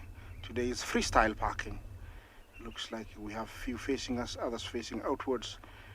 Remember, it's unusual, but something just happened this year where we're seeing more and more hippos out of water. They have a very undeveloped skin, which they can get sunburn.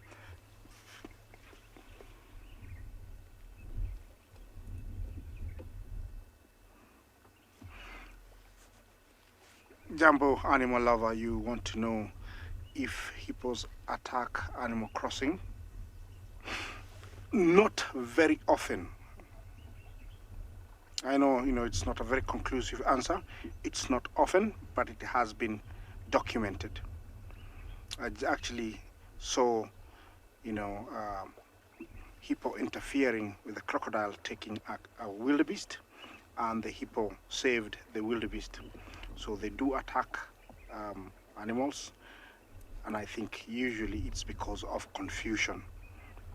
There is nothing forcing them to do so because they are not, carnivores, but the confusion that is usually, involved during a crossing forces them to get aggressive, and by doing that they attack whatever is in sight. Animal lover, that is my answer, but it is very rarely documented. We are on the banks of the Mara River. The heartbeat of the Mara Game Reserve runs through the river, dividing two sides of the Mara Triangle and Greater Mara, and that is the river. Today it is very high, slightly higher than the last weeks. The reason is we've had lots of rain upstream. Over here it's one of the deepest sections, and if something was to cross here, the crocodiles will have full advantage. As we speak about crocodiles, let's learn more about crocodiles and how they take down their prey. We have become accustomed to seeing the lengthy reptiles of East Africa execute stealthy approaches and epic takedowns along the watery banks of the Mara River. So imagine our surprise seeing a similar scene play out in southern African waters. an impala marooned on an island, having been possibly chased earlier that morning by some hungry wild dogs hankering for breakfast. And a crocodile, perfectly poised to tease its prey, gliding through the waters in its ultimate domain.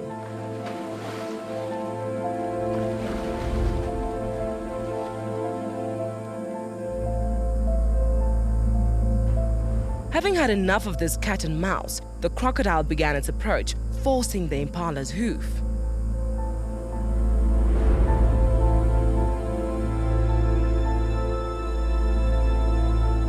From the moment it dove into the water, that was it for the lone antelope. However, in an unexpected twist, a hippo entered the scene. Unfortunately, it was probably its sheer dislike for the watering hole's reptilian resident, and not a want to help the impala, that moved the hippo to get involved. As the crocodile sunk down to the depths with its meal,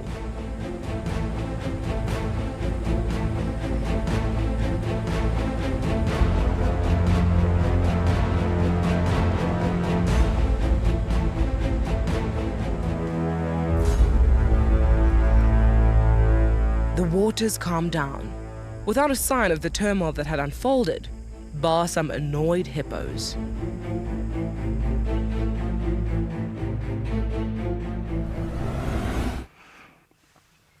Yes, this is the real predator of this water, roaming all the African rivers and lakes, and they get to around 21 feet. Rarely we see that size. The most common size here is around 18, 16, 15 feet, and that is a big predator with power to reckon. You don't want to be swimming in these waters. During this time of the migration, these guys feed as much as they can, and you can see, like that guy, he's just want to rest. He's been eating so much. Yeah, he's so stretched in the middle. You can see how stretched he is. See how much skin he's got just behind the skull. That usually, when he opens up to swallow anything, that stretches and widens up the mouth, so he's able to swallow big chunks of meat. I have seen one swallowing almost a fully grown head of a zebra, just whole. It just went in.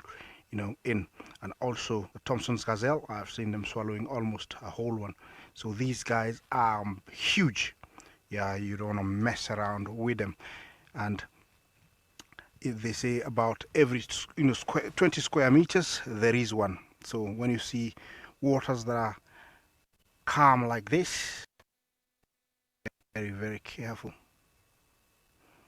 That is where the wildebeest usually come to cross. But because that croc is there, if they were there, they will never cross. There is a handful of them somewhere in the bushes there that I'm waiting for them to come down, hopefully someday today, so that I can have, or we can share a crossing. I'm staying here by this bend of the river, hoping there is something exciting coming soon.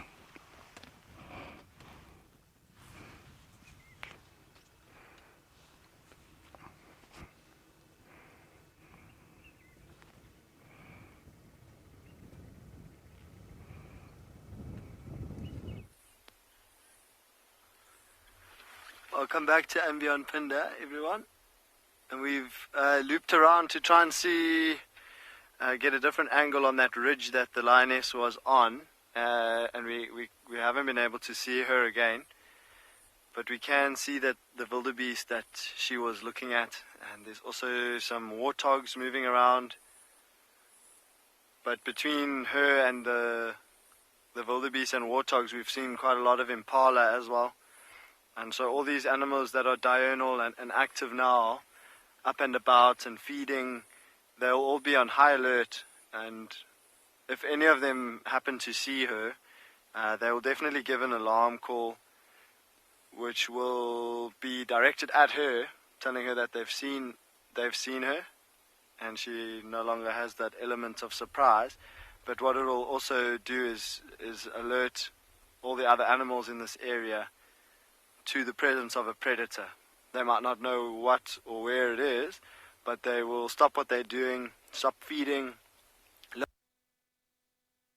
their head all around.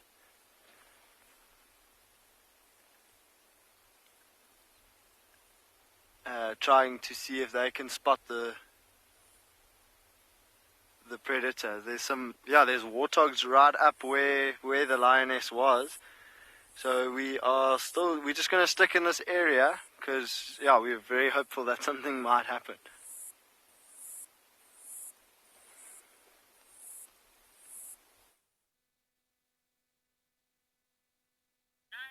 Yeah, the best thing is just to stay around and just see how things will unfold.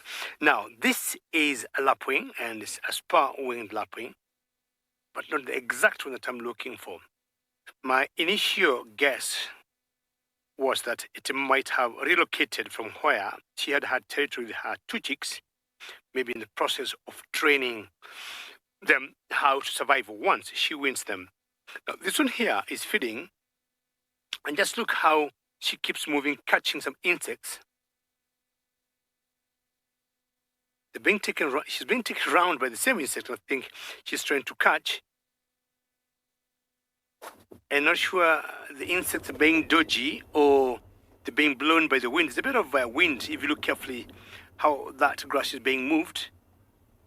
And maybe the wind is just blowing off the insects every time she tries to catch them. I've seen this one particular here in this area, again justifying that the spur-wings are very territorial lapwings.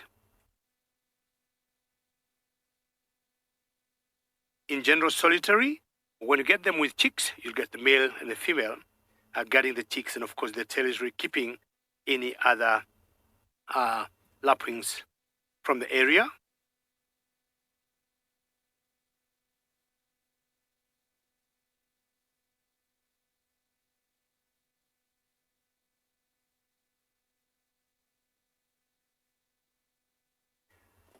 In general, I'll tell you the lapwings here, the spur-winged lapwings, they only make one call when in fight. They rarely alarm. Unlike, the guinea fowls or the fox-tailed drongos that become quite vocal when they see a predator, these ones don't do that. Can you hear that, Ray? Of course, they'll do contact call if they're reaching their other members, but we'll just wait here a few more seconds and find out if something could be going for a hunt.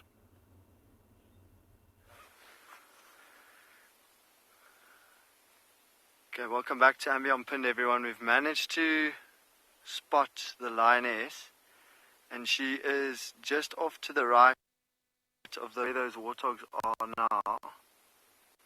She's lying completely flat, so it's very tough to see her, to actually try and even get her on the camera. And I don't actually know I can still see her, but I don't know if she is actually trying to go for those warthogs.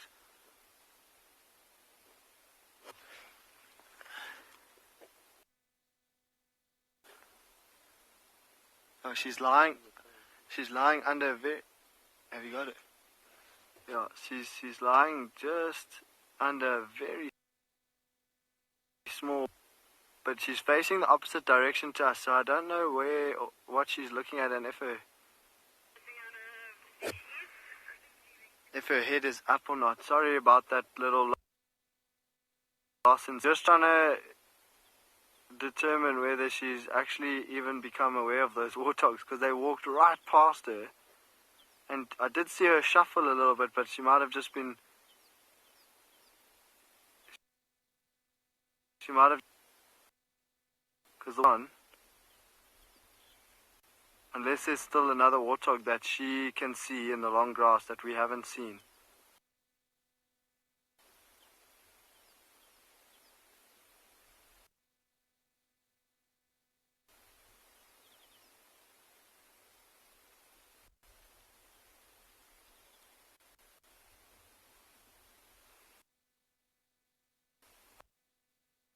directly away from us, so in the same direction that we're looking. She's looking like that. You can just see the backs of her ears, those black tips on her ears. So it seems as though those warthogs have gotten lucky today.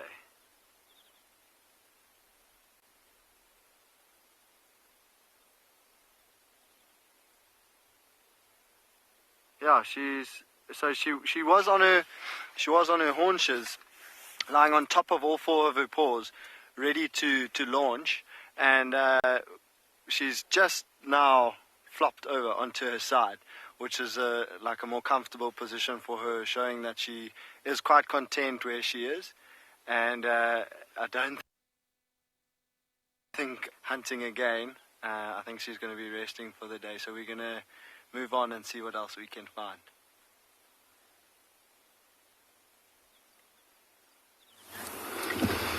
Right, well, lions, of course it's getting too much now warm, and of course if they have to hunt, it's gonna have to push by the situations. Now we come back to this very much open area. Yeah, we're looking at the bunch of impalas in the far distance, and looks like there's kind of a wind already picking up here, and for them now to trust to get into the thicket, and no, it's not a good idea. All they do is that they have to group up and also, check for their safety in that open area. It happens they might go down to drink, I think, during the course of the day. If they haven't yet gone to drink, it looks like, yeah, they're going to come out of that bush. Plenty of them, it's kind of the whole herd, or a rank of impala. But impala, they love one another in a group, also take care of each other. And we're looking at the whole females there. Look, all adult female, they will be heavily carrying right now, which, for them to give birth, we expect the birth of impalas start from November towards, December there. That's where you will see a lot of a little one running around. But they're only right in season, beginning of a winter, which is all 6 months, pregnancy, 6.5 months pregnancy, and a drop by November. And that, a lot of time when a female give birth, separate from the group, stay for probably the whole week, introduce the baby to her own smell, so that when she return back to the group, and the baby won't mistake the mother, approach a different mother, always recognize her own mother or his own mother by smell. So they don't have a unique pattern that can tell difference from apart.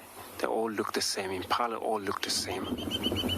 Males got horns, female don't have horn. But of course, for these young ones, it's so important once they got, to know what the smell of their mother is. They always approach the same mother always. So we'll move around in this open area.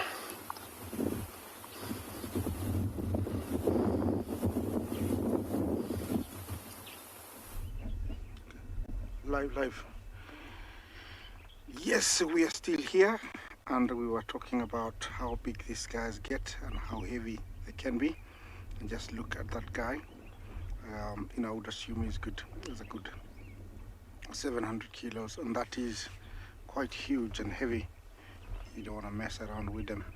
Without these, crocodiles, a certain number of wildebeest will not be taken down, and so they play a very big role in making sure that they play a role in cutting down on a good number of wildebeest plus other animals. Of course, the river does the most justice.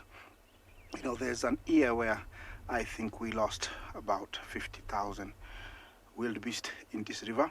The river was high, and so they were washed downstream. Normally I would assume about 10,000 are killed in a normal migration, and that is the highest number, I would say, that is killed by these waters. Yes, the hippos are basking, and that's what they do best during the day. going out only at night, spending around 8 hours out there grazing, eating up to 60 kilograms of grass. Drinking, I cannot tell you how much because they're in the water. It's very hard to experiment that. Fully grown hippos can weigh up to around 4,000 pounds or 2,000 kilos. That is a huge animal.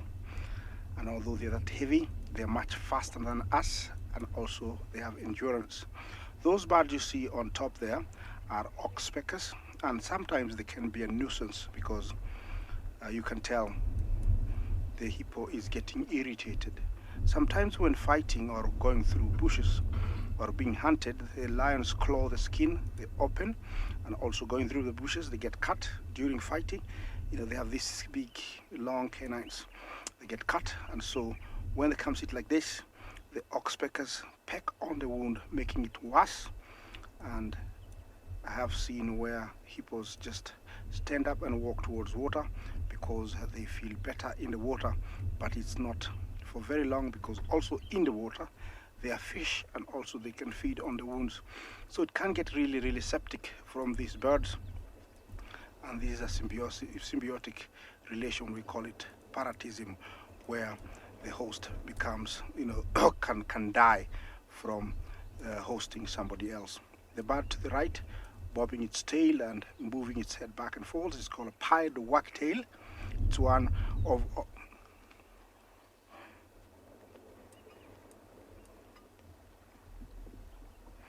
Nicole, you want to know how fast can crocodiles swim? That is a very interesting question. I don't know. Maybe one of my other colleagues could be able to answer you, but I don't know. The reason is they swim when they want, and they swim basically to get food.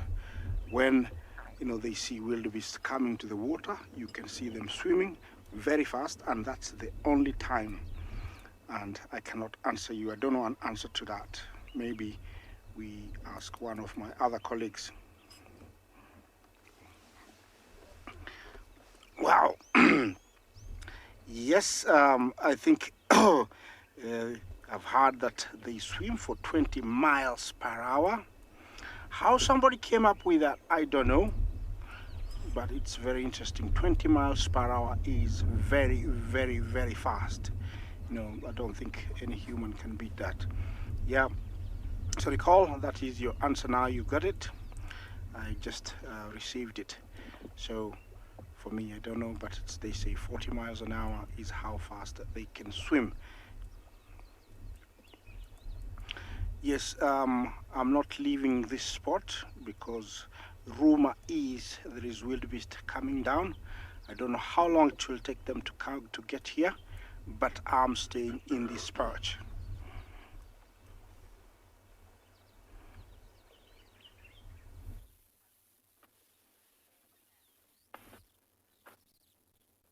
All right, welcome back.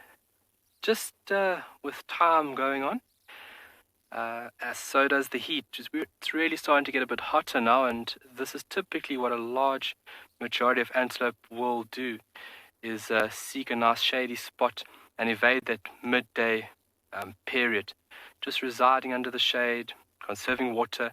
They'll also start now through this period to digest the material that they have now accumulated through the beginning of the morning, through a format which we refer to as rumination.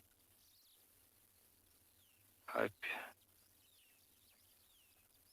hope it wasn't the sound of my beautiful voice that deterred him there. I think maybe he just wants to move on. But he'll more than likely find another little shady spot. Oh, there's another kudu just to the left of that, David. It's actually walking towards other kudu. So not uncommon to see two bulls together. Kudu itself have just come through their breeding period. They typically mate through the winter period in South Africa. And this is how we would find bulls out of the breeding season, making these small male groups referred to as bachelor herds.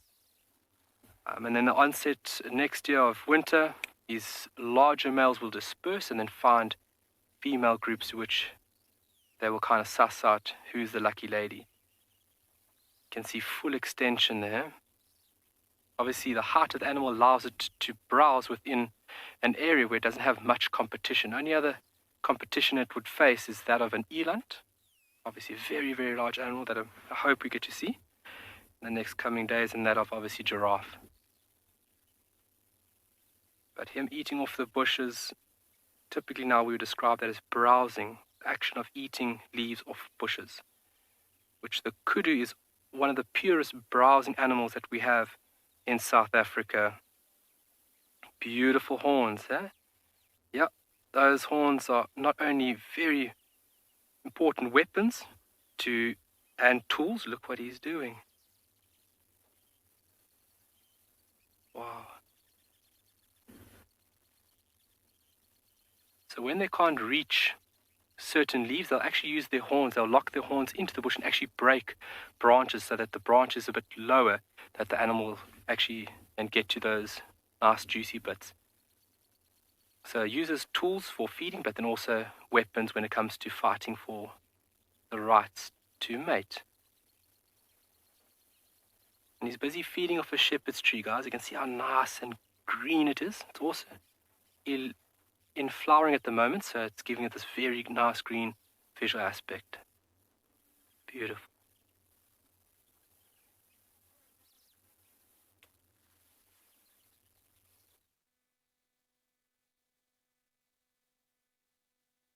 Interesting that, we have seen kudus, because we do not have the kudus in the Masai Mara. I mean, beautiful antelope to look at, but I'm enjoying watching two huge bulls of elephants here. And I might say the one on the right, currently, I could be wrong, could be the largest bull I have seen recently in the Masai Mara.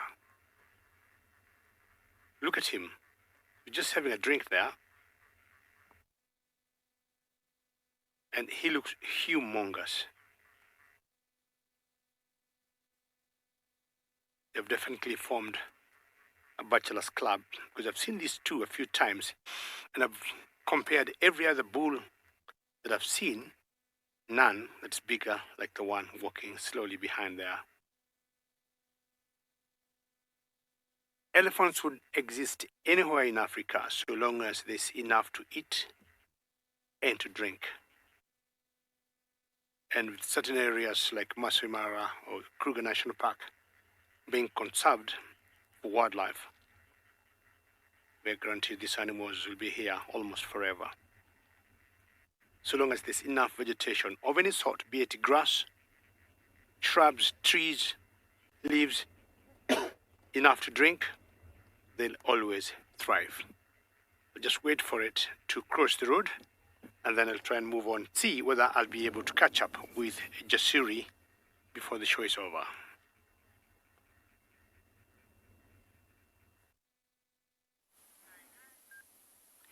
So we just had something quite interesting land on the dashboard. So it's one of the rob eyes, or some people call them eyes as well. And from this angle now, we can't see it too clearly, but he's actually got a little insect that he caught. Looks like a flying ant of some sort. And at this stage, he's just sucking that little insect dry. Let's see if he turns. There we go. Might see on the left-hand side, if you look at his head, you'll see the wing of the insect that he's busy feeding on.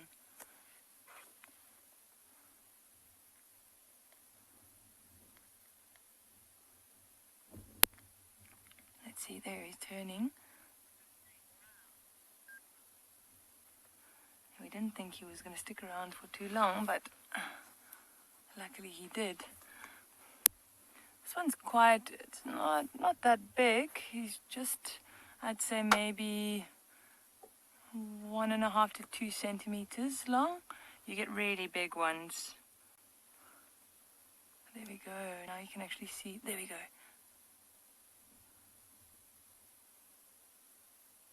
Just trying to twist it around.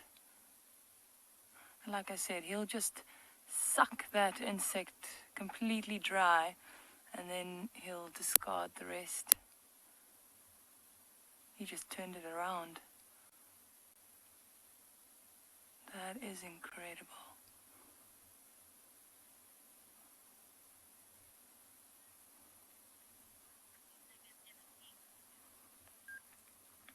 Yeah, this is it's hearing a lot of people saying they haven't seen this before. It's not too common to see something like this. I've only seen it once before, and it was quite a big robber fly that sat on my door at camp actually, and he had a grasshopper that he was sucking dry, and the grasshopper was almost the same size as him or her.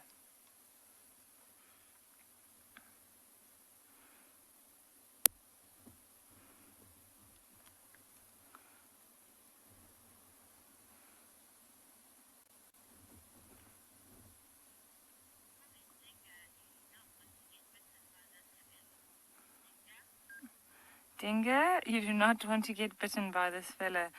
Yeah, I agree. They are little predators, but I doubt that he'd go for a human. He's probably as scared of us as most humans would be of him.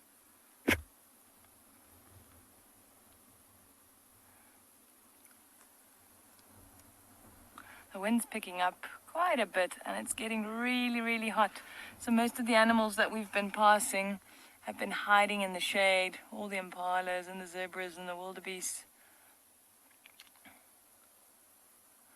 So we're lucky we found this little guy. Well, he found us, actually.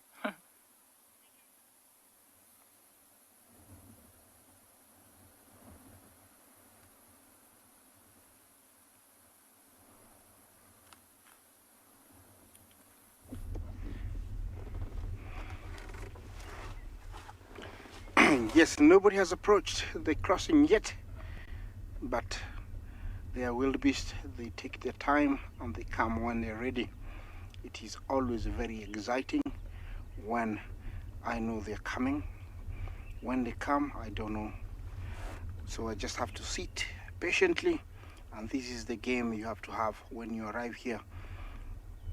I've always reminded everybody that when they arrive, they can go immediately onto the water and go across. And where they cross here is in between those croc and the hippos, and they go out on the other side of the rocks. You see those rocks there? That's where they normally go out. It is very tricky there because it's very, very deep. We usually see crocodiles getting them, along that corner. So I'm hoping to see that in the next coming days, because they have started approaching the river, and there's quite a good number of zebra also that are approaching. When I say approaching, they're about 5 kilometers. We still might take another two days, but there is a small handful of wildebeest that might be approaching the river, today. The reason they cross the river is to get from one side to the other, which is still Kenya, and it helps them get closer to where their destination is, which is the Serengeti, where they'll be heading the rest of the year, plus the first bit of next year. They go all the way to southern Serengeti, a place called Olduvai Gorge, and that's where they give birth. I'm not leaving this spot. I'm staying here just in case they come.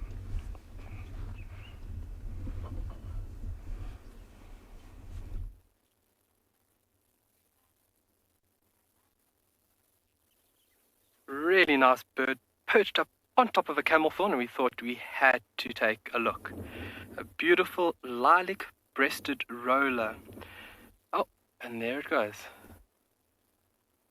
But regardless, what a beautiful sight. It's not a very common bird that we see here on Tswalu.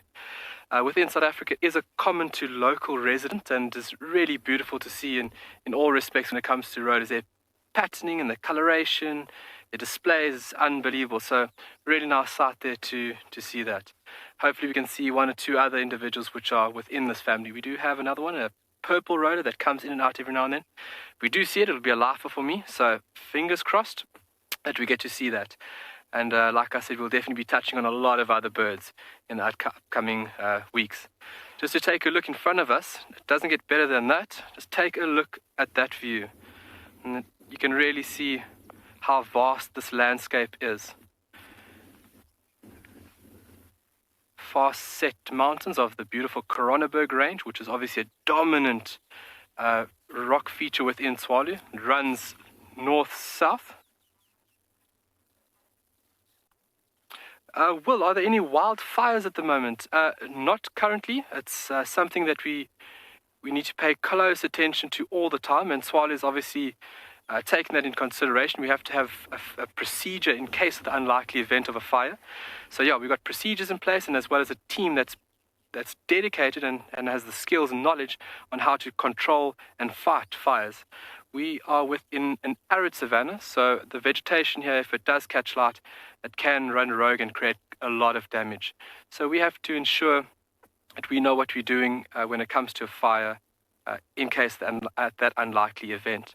At the moment, no, in my time at Tswalu, thank you that I haven't experienced a wildfire yet, but it can be pretty dangerous for a lot of things, including us. Yeah.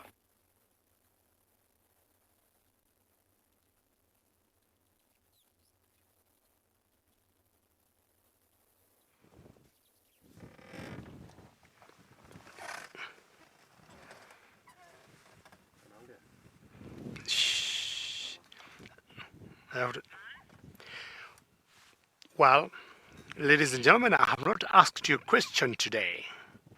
And now we got a raptor right there. Who do you think that is? Hashtag CGTN World or hashtag World Earth? Kids questions at worldearth.tv. I got a raptor on top of that dead tree there. Who do you think she is? It's quite windy, and you can tell. Look at the crest on her head, and I'm sure that's a straight giveaway on what raptor this is. I'll give you a second one, and the second one is, it's an eagle. What eagle do you think this is? Tweet hashtag CGTN World, hashtag World Earth. You always see them on their own. Beak slightly hooked. They feed on rodents. Could be rats. Could be mice. They catch small reptiles like geckos, agamas, and definitely well perched there. She's looking at something in the ground there. It has been another wonderful, wonderful morning with very great sightings, both from East Africa. I'm talking of here in the Masai Mara in Kenya. And we want to thank all of you for staying tuned. And we're very thankful to CGTN for this digital safari. And I'm sure you're still working out the answer for that raptor there. I'll be waiting at one point. But the good news are we'll be right here tomorrow morning, same time, same place. And we really want to thank you so very much for all your questions and for all your comments, because we always come to you live and we are always able to answer your questions in real time. Remember, I'll be waiting for an answer for that one. And I would say it has been absolute pleasure to have your company, and we'll be looking forward to another exciting CGTN digital safari tomorrow. Don't forget to join us. Very, very many thanks. And from all of us, goodbye and be well.